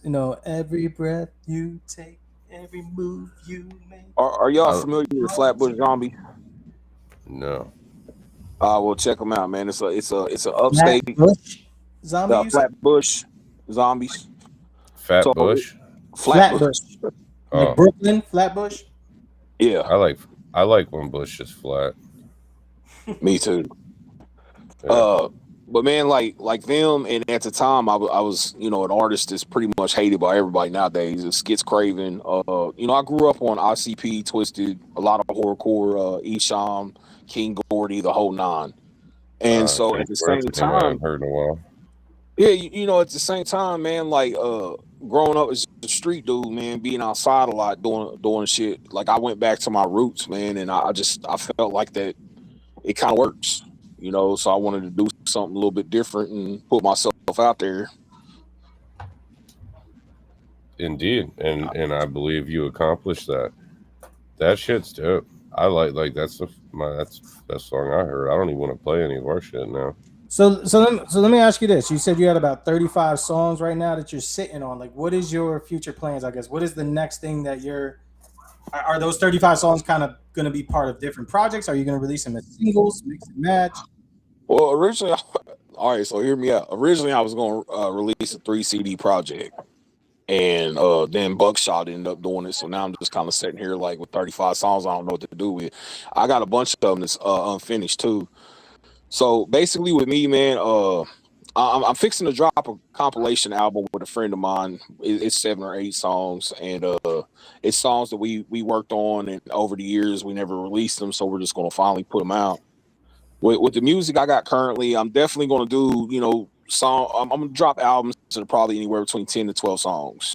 So probably 3 albums back to back, and stretch them out through the year by releasing different projects in between that. Dope. So Do some videos and whatnot. Keep it busy all year. Yeah, me and my brother Easy, we have started a group. The idea of it, talking, getting some designs going in the background and everything, and seeing where we want to take the project. We'll probably do more of an underground style, but we're going to do a group album, man. Like I said, definitely got a lot of opens, man. If y'all trying to hop on something, absolutely, bro. My DMs is wide open, sir. I would actually have to talk to my PR person. Frank? Yeah, just to make sure it'd be like a good look, you know. Frank doesn't want me looking bad. And if Cap's on it, like Cap and I have this project coming out, but I've already signed. You know, I'm sorry, Frank. I know I signed the NDA. I can't talk too much about it, but like Cap and I are no longer working after this project is coming out together. We're going solo. We're still going to do the podcast, but as private contractors to the same company. Mike's a big George Michael fan, and when Wham, he's been watching. No. It's Michael Bolton. Yeah, I'm an MC Hammer guy. I like his pants. Mick Hammer, is that the Irish guy? Mick Hammer. Yeah. Oh man. You know, it's crazy. Like MC Hammer gets so much shade and so much heat, but he was like one of the realest ass dudes like that ever touched. Yeah, man, he was a gangster. Like you. Yeah, I heard. I watched some shit. They're like, yeah, man, fucking, you go to his what? He'd fucking come and approach you and be like, "What's up?" I'm like, okay. I never had anything against. I was always dancing with MC Hammer. I never said nothing bad about MC Hammer. I think it's cool. He had a fucking 24 karat gold front gate. I think it's dope, bro. I wouldn't do it, but hey. Yeah, bitch get stolen. Yeah, for real. They robbed your house? No, they robbed my gate. How do you rob a gate? Oh. Take little pieces off it and take it to the pawn shop. Fucking ounce of gold is almost $4,000. Oh shit. Yeah, it's just under $4,000. I'm looking at it right now. Hold on. Yep. I think it's over $5,000 now, if I'm not mistaken. No. Mm-hmm. I see where D-Town Customs just posted not too long ago the price of gold going up and where their jewelry kind of skyrocketed. I just saw something online. I thought gold hit like $5,000 now for a full ounce. That's wild. Today, gold prices per ounce $4,616. It's up. Damn close. It's up 64%. It's wild. At least silver and sterling silver are very affordable. Yeah. I bought a couple. It's crazy. I got like a 10-ounce piece of silver. That shit feels so fucking heavy because the density of it is just wild. And then like you put it on the scale and it's like 10 ounces. Like, no, it's not. Come on. Bro, listen. Wow. Gold prices per gram, $148. Per kilo, $148,400. Whoa. We don't talk about kilos on this show, Mike. This is a drug-free zone. It's kilos of gold. Whatever you want to call your Maui Wowie or your Colombian Bam Bam, you do you, Mike. You say kilo, they're going to cancel us. We're going to be the next on a podcast, Rico, or something. You can't cancel me, dude. You got to be on first to be canceled. Anybody, like, we put ourselves on. That's what I'm saying. Nobody watches us. Yeah, it says 6 people are in here. I've got 6 different devices running with the same podcast on it. Why? Because the whole fucking world is a stage. Mike, you can't give away game like that. Come on. No, I just want to sharing our secrets. Should that be boosting the plays like in the people I was on the label with, bro? Got like 12 phones going, listening to your shit all day. I remember back in the day, dude used to just let your shit run all night, just on loop. And then they started changing it to MAC address instead of actual plays. Which is wild because it's like I can listen to your song 100 times and it counts as one play. Nice. Yeah, that is wild. But at the same time, I get it because dudes were scamming the system. So, oh yeah, because then you have like these like the cell phone farms. There'd be like some dude with like 40, 50 phones in there playing your shit on repeat. Some guy in Pakistan, I get you a bunch of organic feed. Imagine being able to build an app with your name on it. Just sorry. Over here, Mike. What do you mean? What am I doing? I don't know. You're playing ads over here. But no, I was looking at No Smoke. We're about to go over 3,000 plays in a couple of months. How many months? Shit, I need to start promoting my music. You go look at my page, bro. Like, there's hardly any promotion of my music on there. We got you on here. We'll do it. Appreciate that. 8 months. 8 months. 8 months. Yeah. The YouTube, like, look, anything else doesn't really bump too much for me anyway, like Spotify and all that don't really.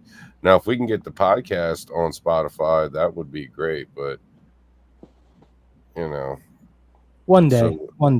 So would losing fucking 30 pounds, but I don't see it happening.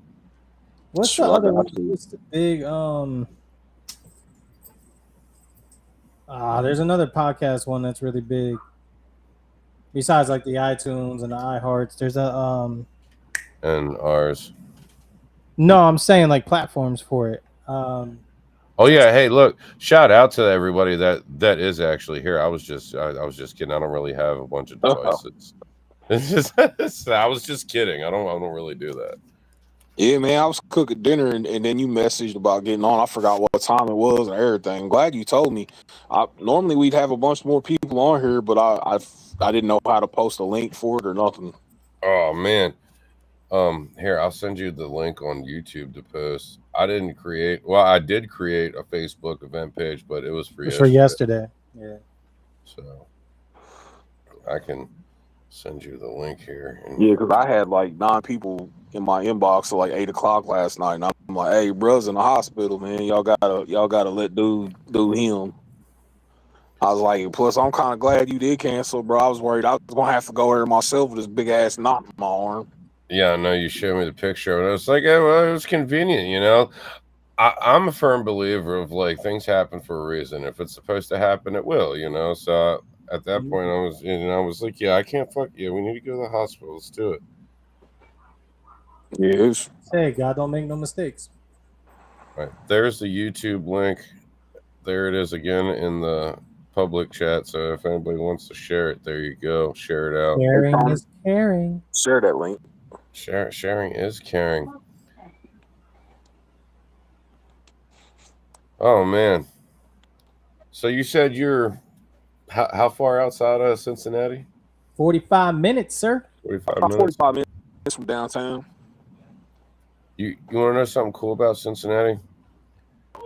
It's probably one of the first cities that I ever remember learning, and it's not because I've ever been there, because I haven't. It's because of this movie with Drew Barrymore and Keanu Reeves back in the day called Babes in Toyland. And they had us because they were from Cincinnati, Ohio, and Drew Barrymore sang the song about Cincinnati. C-I-N-C-I-N. Tell me, I just named a movie you've never heard of, Cap. I've heard of Babes in Toyland, but I don't remember no Keanu Reeves, Drew Barrymore version. Babes in Toyland was an old black and white film with Laurel and Hardy. No, this one's not black and white. Well, obviously, if it's Drew Barrymore and Keanu Reeves, I don't think it's Drew Barrymore was like 12 or something. Are there like, all right, let me ask you this. Are there like toy soldiers that they wind up and turn on that kind of fight off things? Yep. No, it's a remake. Okay, cool. I didn't know that Drew Barrymore and Keanu did a remake. I got to check that out. Oh shit, that sounds like movie Toys to me with Robin Williams and LL. Nah, there's a movie called Babes in Toyland, and the one I know of, it's black and white. It's got the Mr. Miyagi guy in it. Really, Pat Morita? Yeah, look, it's right there, Mr. Miyagi, and that's Drew Barrymore. And they used to have the old black and white one. It used to be always on at Christmas. It had Laurel and Hardy in it, and there's like the old lady who lived in the shoe. There's people in it, and they go underground, and there's like these boogeymen that come out. And they used to get, when I was a little kid, they used to give me nightmares. I ain't even gonna lie. It used to freak me out.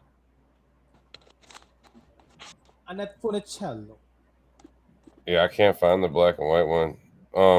Ever since they fired CERN up in 2012, like, I don't know, it might have been in a parallel universe. Everything's different now. Hey, now. I'll find it. Allegedly. So, someone said, I was late in the live, but I just got home not too long ago and realized you were streaming. I'll share. Hey, much love. Absolutely dope, Mr. Boggs. 1934. Look. Where is it? That's not real.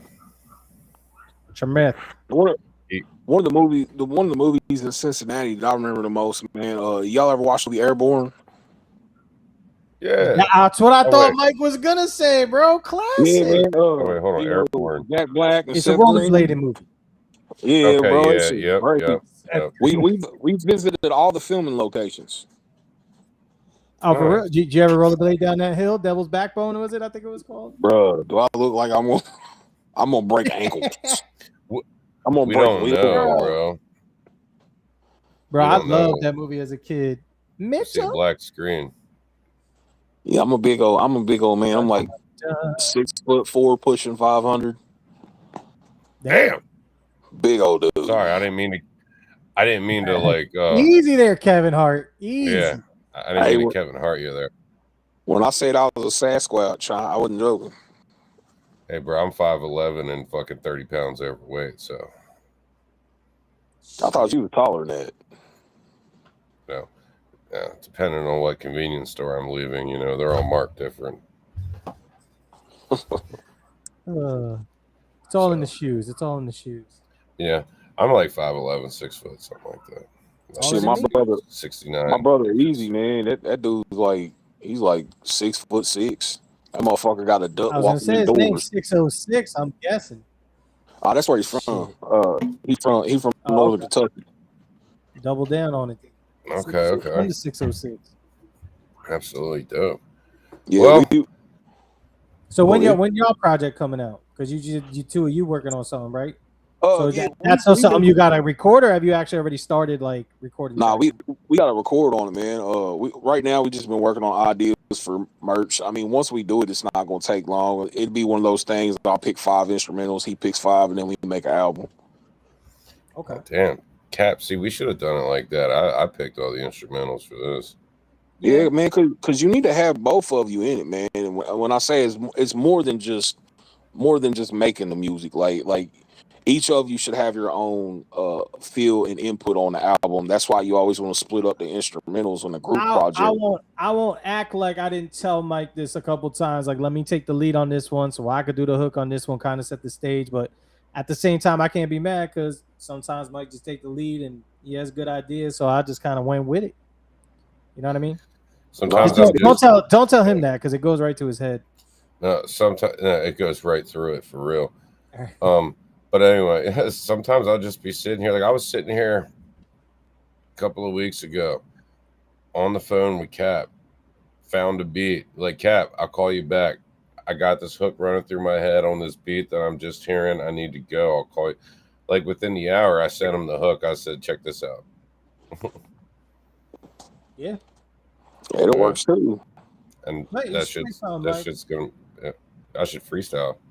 Oh, Mike don't freestyle. Come on. Is that what you said? You should. No, I said you should play something. Oh, I should play something. What are we playing? Remember, we didn't play something backstage. We said you was gonna save it for the show.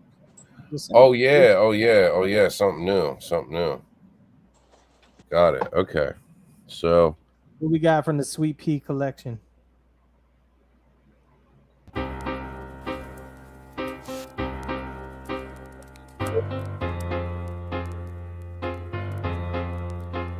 What's good, Boggs? I just noticed that was you on the comment. Appreciate you tapping in, brother.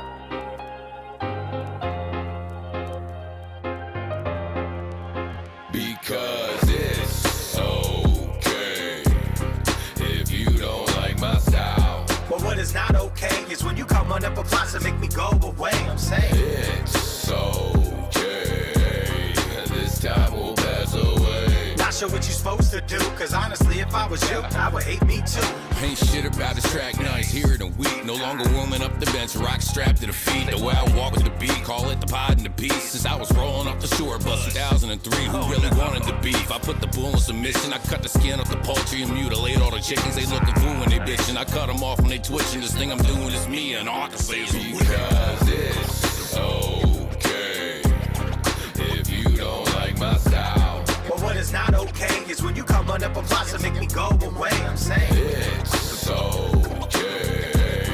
This time will pass away. Not sure what you're supposed to do, cause honestly, if I was you, I would hate me too. I used to trip on the book at the sight of them dissing. Always on it talking shit when I swing for the fences. I got a list of ambitions, no longer listen to bitching. And I ain't saying I'm perfect, I got a few imperfections. And naming one off the top, impulse to pop off and flipping the bird and turn the pooch to a hot dog. They want me to take off for music and then they could run around and tell them how we used to be friends. Ooh, look at this guy, just another white rapper. Ooh. Wow, these guys rap really special. Special Olympics. These guys that never do anything spectacular. Just the self-proclaimed king of Snacktown. Wow, that's impressive. Word. Yo, living with such a big dick really got me exhausted. Especially when these motherfuckers can't get off it. A gift and a curse, but it's one I can live with. These haters stay sorry, I ain't talking forgiveness. Is it our fault they can go and flow like us and grow like us? Man, because their whole life sucks and it's so nuts the way they attack with a convoy. But alone, they don't got the balls like a tomboy. So sick of it that I'ma join Make-A-Wish and make a wish that they would stop being a bitch. Lying on our names, trying to just make up shit like laxative. Relax a bit, it'll help you live. Cause we doing our best, despite your best to stop us. Look, I get it, it's obvious you not us. And Addy's at you like a parasite. So grab a mic or go elsewhere and have a life. Because it's okay if you don't like my style. But what is not okay is when you come run up a box and make me go away. I'm saying it's okay. This time will pass away. Not sure what you're supposed to do, cause honestly if I was you, I would hate me too. Cause it's okay if you don't like my style. But what is not okay is when you come run up a box and make me go away. I'm saying it's okay. This time will pass away. Not sure what you're supposed to do, cause honestly if I was you, I would hate me too. I mean, think about it. Can you really blame them? I mean, come on. I mean, look at them. North Jersey in the building. You know what I'm saying? We got something y'all can talk about. And More y'all Bergen just in the house. Talking about us.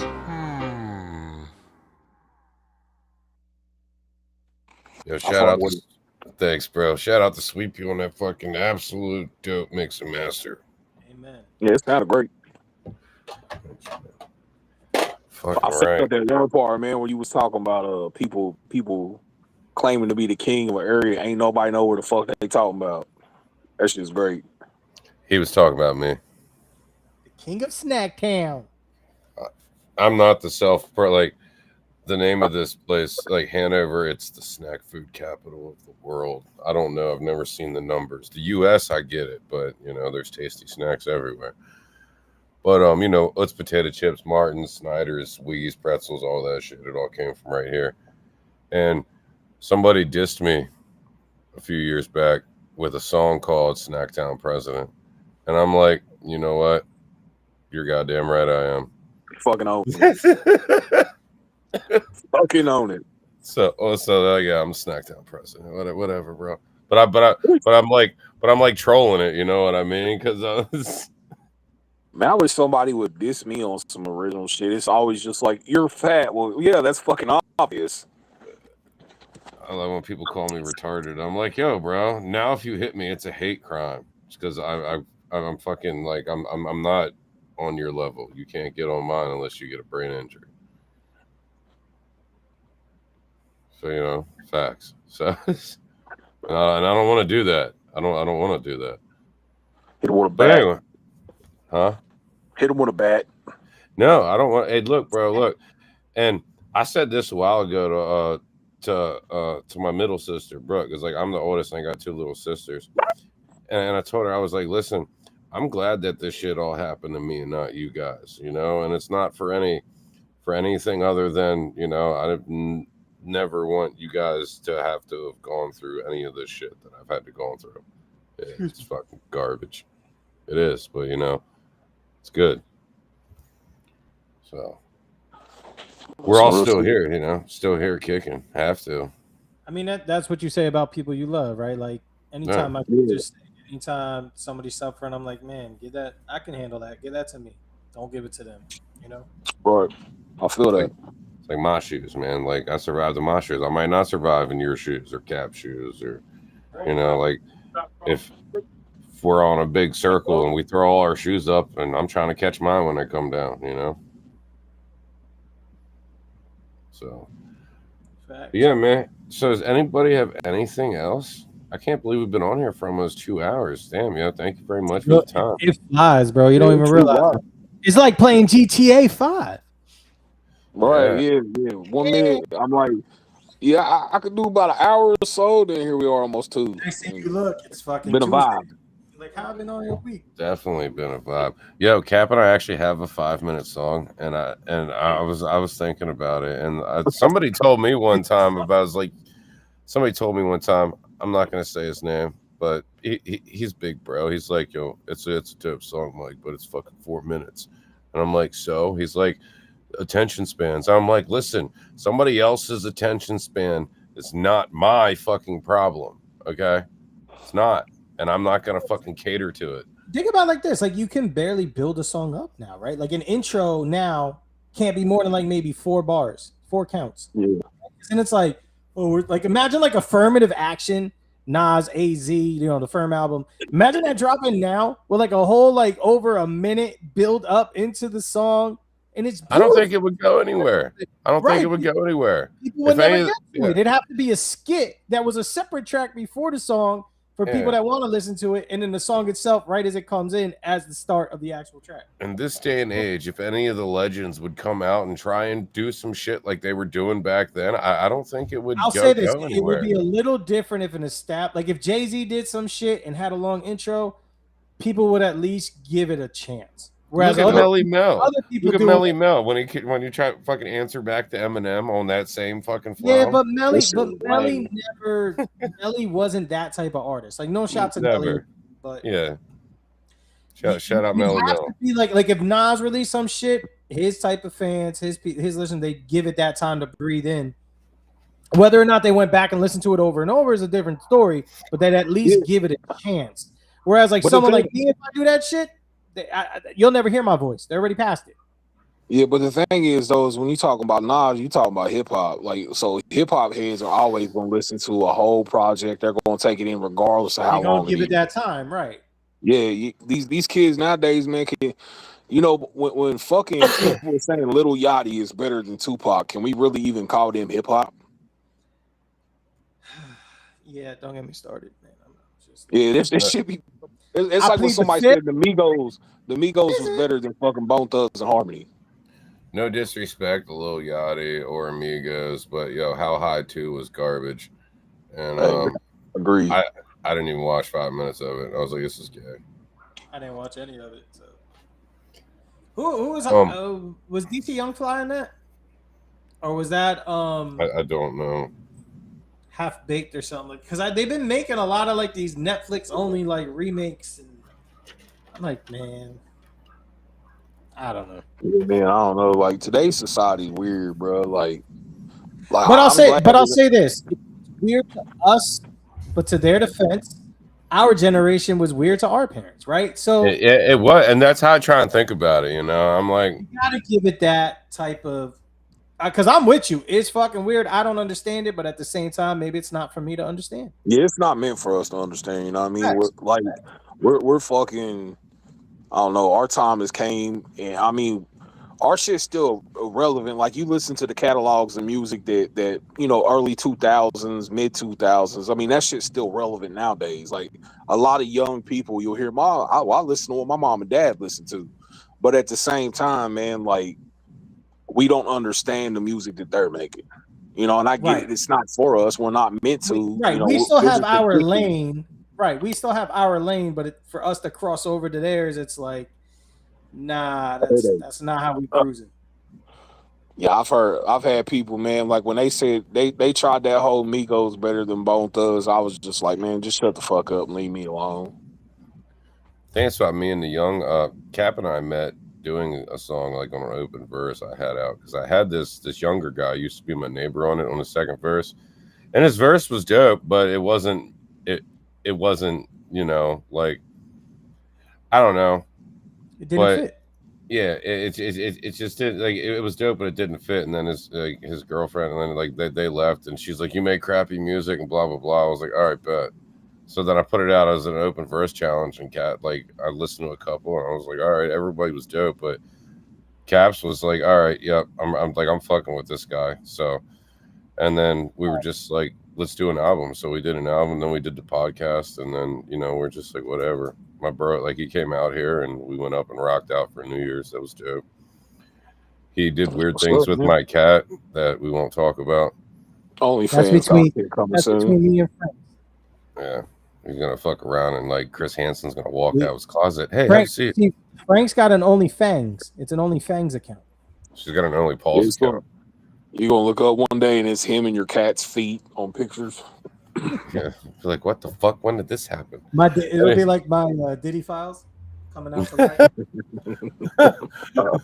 Kid, I want to play this for you if I can. Now, this might have a few people on it. This, in my eyes, was the dopest cipher with the chorus to drop in 2024.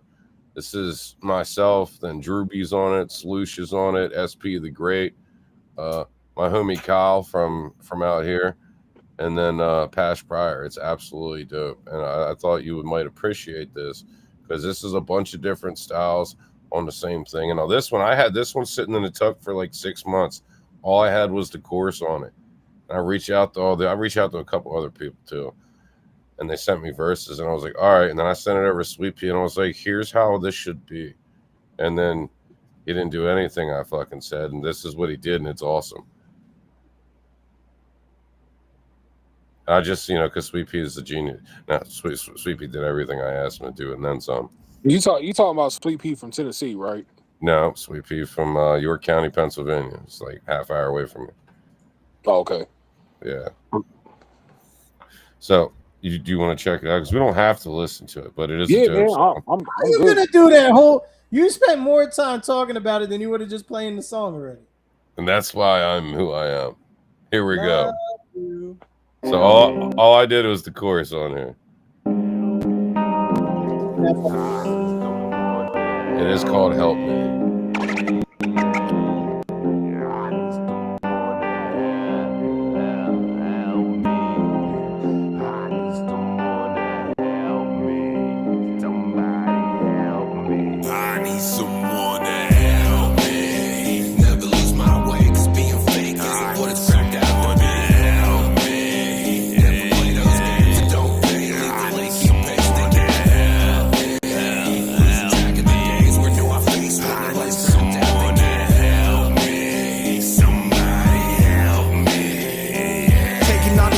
And they turn me to a demon. So look up in my eyes, you can see my soul is screaming. Cause the devil's always creeping, cause he wants to sell my soul. But this fucked up world had me turn so cold, with the ice in my veins by the lies that you told. But I murdered every song with the story she wrote. When I'm done in this world, I'ma go up in smoke. Gotta let them haters laugh, cause they pray that you choke. With the voices in my head, I can't take it no more. Steady drowning all the pain until I'm dead on the floor. It's a fight for your life when your mind is at war. So you go on a tour, going door to door. So you kick the fuckers down, screaming you want some more. Screaming out for fucking help, but they never come forward. I'm so deep inside my brain, I can't take it no more. Fuck man, I just need someone now. I remember to this day I couldn't get no help. Got tucked behind the belt, got the shit by myself. You would think we at the beach the way we dumping them shells. Smoking loud like a yell, got bars like a cell. Through the trials and tribulations, I go harder than the pavement. Rap like I'm locked in the basement. Everything about me amazing. Call me what somewhat they craving. Ain't no faking. Check my rating. Leak complaining, back in training. That shit basic. I'ma make it. I'm a monster in the making. Every day that I'm waking, I'm like, damn, I gotta make it. Underrated, frustrated. They check me out like inspection. I put it down like compression. I'm going hard like erection. Spin the block and I stretch them. Stood my ground like some gravity. Do it for my family. Get money is my strategy. Higher than a balcony. Higher than a coaster, ride my wave like a boulder. Shit is hard to stay sober, the only way I get coaches is what I never been. Keep the strap on my waist, watching out for all the snakes, man. That's the type of shit making me irate. I keep saying, fuck it, I'll do it all myself. Even though I've been searching for some help. All these people blowing up my phone, but I still feel alone. I think it's wearing on my mental health. Reaching out for a helping hand, but it's dark as hell when they think that you're the man. No, I never planned for this. I'll be damned for this. Searching for some help when they're only searching for my wealth. I resort to moving in stealth to keep myself away from all the fakes. For fuck's sake, what's it take to find a real friend? Feeling all alone again, sitting in my home alone again. What's it take to find a real friend? Only looking forward, so I can't let my past define my limits. Mentally occupied, taking shit. I think there's someone in it. Got a light in my soul. Society as a whole wanna dim it. So fuck them and fuck it. Got no more fucks to be given. When going down this road and it's finally making sense, life dives at your knees and puts you back on the bench. Feeling insecure and hate you made the success like World War I. How they kill you after leaving the trench. I'm blessed. blessed to be here and breathing. I lost some friends along the way, and I know their families are still grieving. Man, this shit like Uno can't win and stay even. Like Walter White to Heisenberg in the second season. Stuck on working the deck that they dealt me. I've been moving up, so fuck what they tell me. And in the past, I'd only feel solid if they felt me. I'm pushing limits by myself, so it's unlikely they can help somebody come and help me. I'm sick as hell of doing everything all by myself. Is a prison, is it hell? My vision to prevail, and then I stood up and I felt nobody put up when you're real. I guess I'm just too real as fuck, I really couldn't help it. I'm making my moves in love, what I take from you is nuts. It's too late to be a dumb man, and you a man, and gang is what you claim. The chick we slaying need to come. I'm even kill, you key and peel, and we is real, yeah, as real as fucking might be. If you don't fucking like me, we'll deal with it tonight, yeah. Need to feel the light, man, I'm feeling like you need to heal to deal with me and Mike, man. Shit, I mean Mike and I'm a star like the sky, never lower the ball. Every ball that I write is high. If you in my heart, come ball with me, cause I'm a shooting star. The truth will be the truth, regardless if it's ringing true to heart. Help me, never lose my way, cause being fake isn't what it's cracked out for me. Help me, never play those games that don't pay. The late keep pasting. Help me, attacking the days where do I face when the lights turn down. Help me, somebody help me.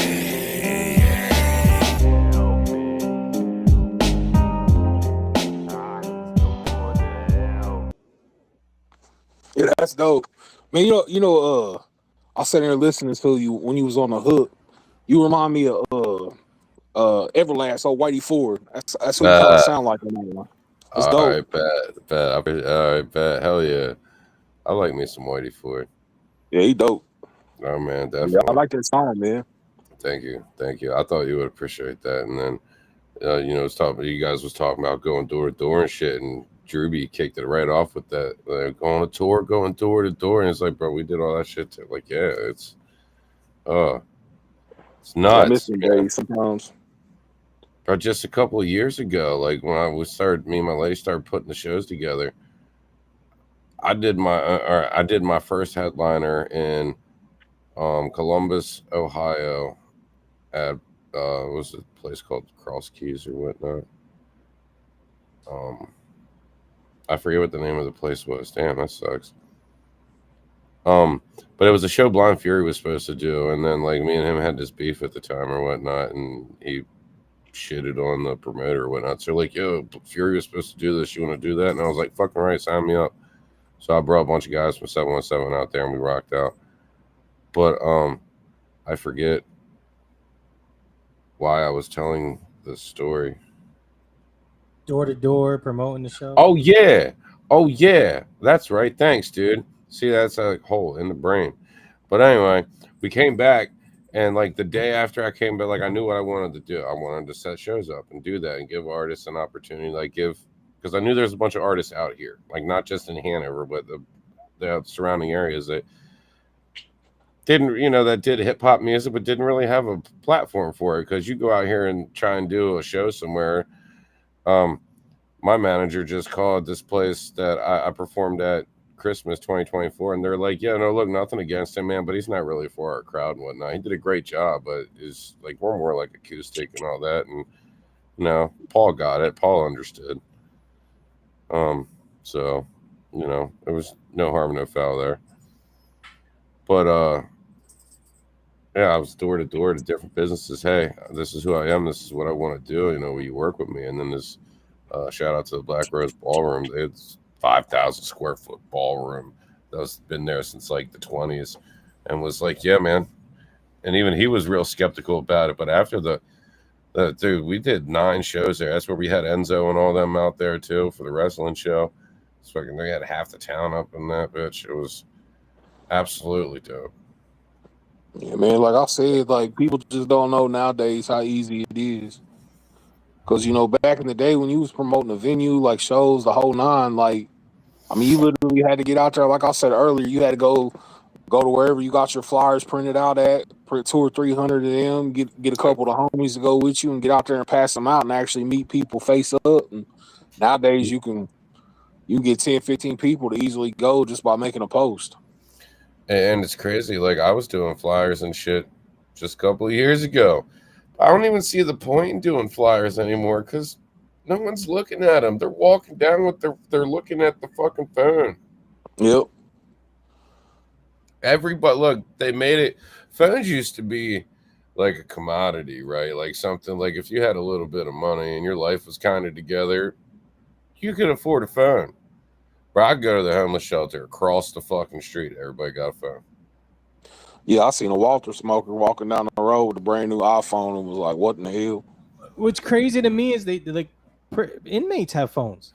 Yep. And I'm like, I'm not trying to be that guy, but at the same time, like, you're in jail and you still get a phone. Like, I'm not trying to be shitting on people's freedom or anything like that, but I'm like, it's supposed to be prison. Like, allegedly, you get 5 extra years per phone. Them damn keister bunnies, man, sneaking them in there. Yeah, I don't even want to imagine what. Imagine talking on the phone was in somebody's ass. Imagine smoking some shit that was in somebody's ass. Man, look, if my bro was out of jail right now, he had a story that would have y'all laughing his ass off, man. He talking about dude's brother wanted some cigarettes, but he was in jail and his brother wasn't. So he literally goes and throws a rock at a cop car and sticks a condom full of tobacco up his ass and keister bunnied it in the jail just for him to have something to smoke. I was over here dying laughing. Good old prison pocket. We had some guys when I was in York County years ago. They had some guys come down on writ from upstate, and they brought tobacco with them. Roll it up in the fucking paper that the toilet paper comes in, and like, yo, Mike, you want to get in on this? I was like, what's that? Weed? And they're like, no, it's a cigarette. And I'm like, no. He's like, yeah, homie just came down from upstate, and I didn't. This is my first bit, right? Like, I'm 21. Was I 20? Yeah, I was 21, and I'm just like, I don't know how it got in here. So I passed on it, and then I went down to my cell, and I'm like, kind of want some of that. My cell is like, that came in his ass, right? I'm like, what do you mean? He's like, how else would he get tobacco in here, Mike? Like, I was green, dude, like fresh green. Like, I'm like, yeah, I'm good on that. Good. I'm glad I didn't. Yeah. My instincts was just like, I don't know. I don't want to, no. Motherfucker prison, man. Them motherfuckers, they can figure anything out. It's like I watched somebody the other day trying to explain, how you make blunt wraps in prison out of, like brown paper bags with coffee, and then you heat it up, dry it out, and you can literally smoke it up like a blunt wrap. And I was explaining to them, like, y'all know that shit you smoking in that blunt wrap came in somebody's asshole, right? And like, they was like, are you serious? I'm like, yeah, bro. How you think they got it in there? You either got to know somebody that works there for the prison, or they smuggling in there the keister bunnies. Well, this conversation took one hell of a left turn. Yeah. No, they're not talking about you, Bunny. They're talking about keister bunnies, like keister bunny. Some Pruno. Her name's Bunny, so. I was like, no, they're not talking about you. Talking about somebody's. Is that why you love her, Mike? Because she reminds you of your keister bunny days? I never used my prison pocket. No. Never needed to. Pocket. And even if I needed to, I never. No. I'd have just been like, yep, whatever, bro. Let's do this. That's why you never want to go to prison and get affiliated, because then all of a sudden you got a grown man looking you dead in the face telling you to stick this piece of metal up your jail pocket. Yeah. Stay away from the 3 G's. What's that? Gangs, gays, and gambling. All right. Okay. Oh, man. Well, listen, gentlemen. It's been just shy over 2 hours. I don't know about y'all, but this is normally where we cut it. I mean, we can keep chit-chatting or whatnot if you want to, or we can save it for the back room talk. I got some cheesecake waiting. All right, some cheesecake. Damn you. Is that a euphemism for some keister? Nah, man. It's a healthy cheesecake that the wife made. But how did she get it home? Yeah, really. It came in a Walmart bag. I'm glad to know. Hey, how did it get to Walmart? Because where was the Walmart carried? There, that there's like a blockade over there, and they're not letting a whole lot of people through. Hey, do y'all Pennsylvania don't do that dumb plastic bag shit, right? We do. Obviously, Ohio don't. Okay, because like New York and New Jersey, you can't do plastic bags no more. I don't know if you know that they're actually like outlawed. Everything is either paper bag or like bring your own bags. Supposedly it's better for the pollution and all that, but they'll still have like the garbage bags. They still use like the plastic produce bags. They still use like Ziploc bags, but they don't do plastic bags like at a Walmart, a supermarket, Target, all that shit. So whenever I go to visit, I'll smuggle them in.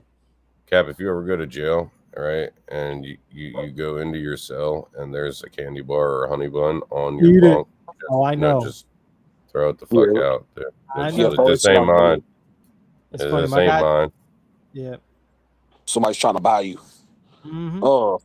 Nah, man, around here, like they still do plastic bags, but there's a lot of places around the region we live that they don't do plastic or paper bags. Like they'll give you a box, or you got to bring your own bag in your own box.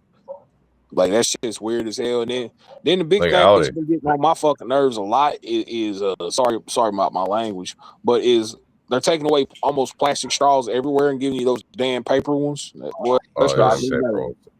Oh, yeah, The by the way, Starbucks have those and all that shit. yeah, the fucking cardboard ones. By the way, you can say whatever the fuck you want on here. I don't give a fuck. Restream doesn't give a fuck, apparently.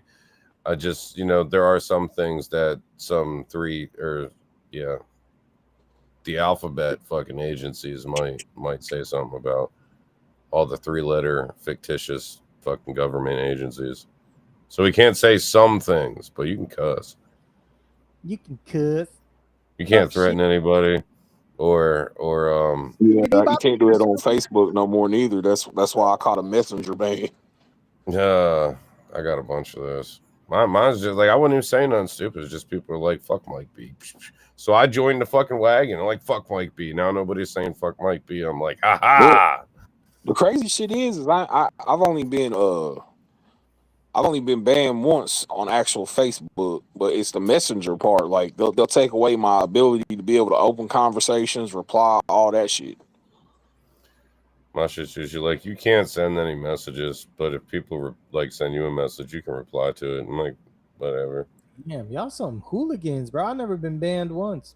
Well, dude, my older I ain't gonna lie, I don't do shit. So I hate social media. That's shit. Why don't you go fucking build another shed or something, bro? I should. I'm gonna go work on some Legos. Is that your shed right there with your studio stuff in it? Yeah, this is one of the 2 sheds I have. This one was built strictly as for the studio. You built that? No, I had somebody do the shell, and then I did all the internal shit. Like I put all the walls, all that. I went to the Amish. I built the boot. Right. Hey, those Amish ain't no joke, man. They know what the fuck they doing for real. Man, surprisingly, the ones around here they must be retarded or some shit because like you measure the walls normally.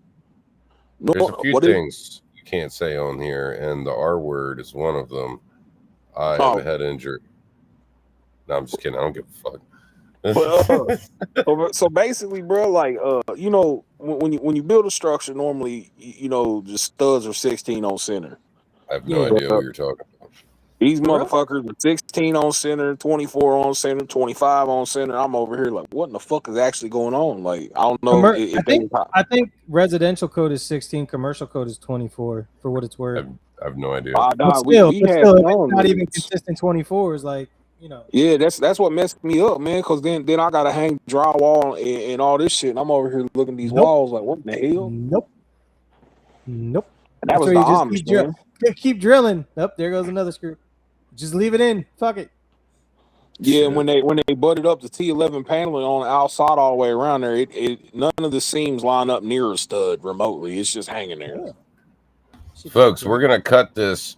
We're going to cut this episode at 2 hours and 8.5 minutes. I'll holler at you cats in the background. Told you can't talk about the Amish. No. What? Shh. Amish Mafia got my number now. Shouts out to the movie Kingpin. No, but listen. Woody Harrelson.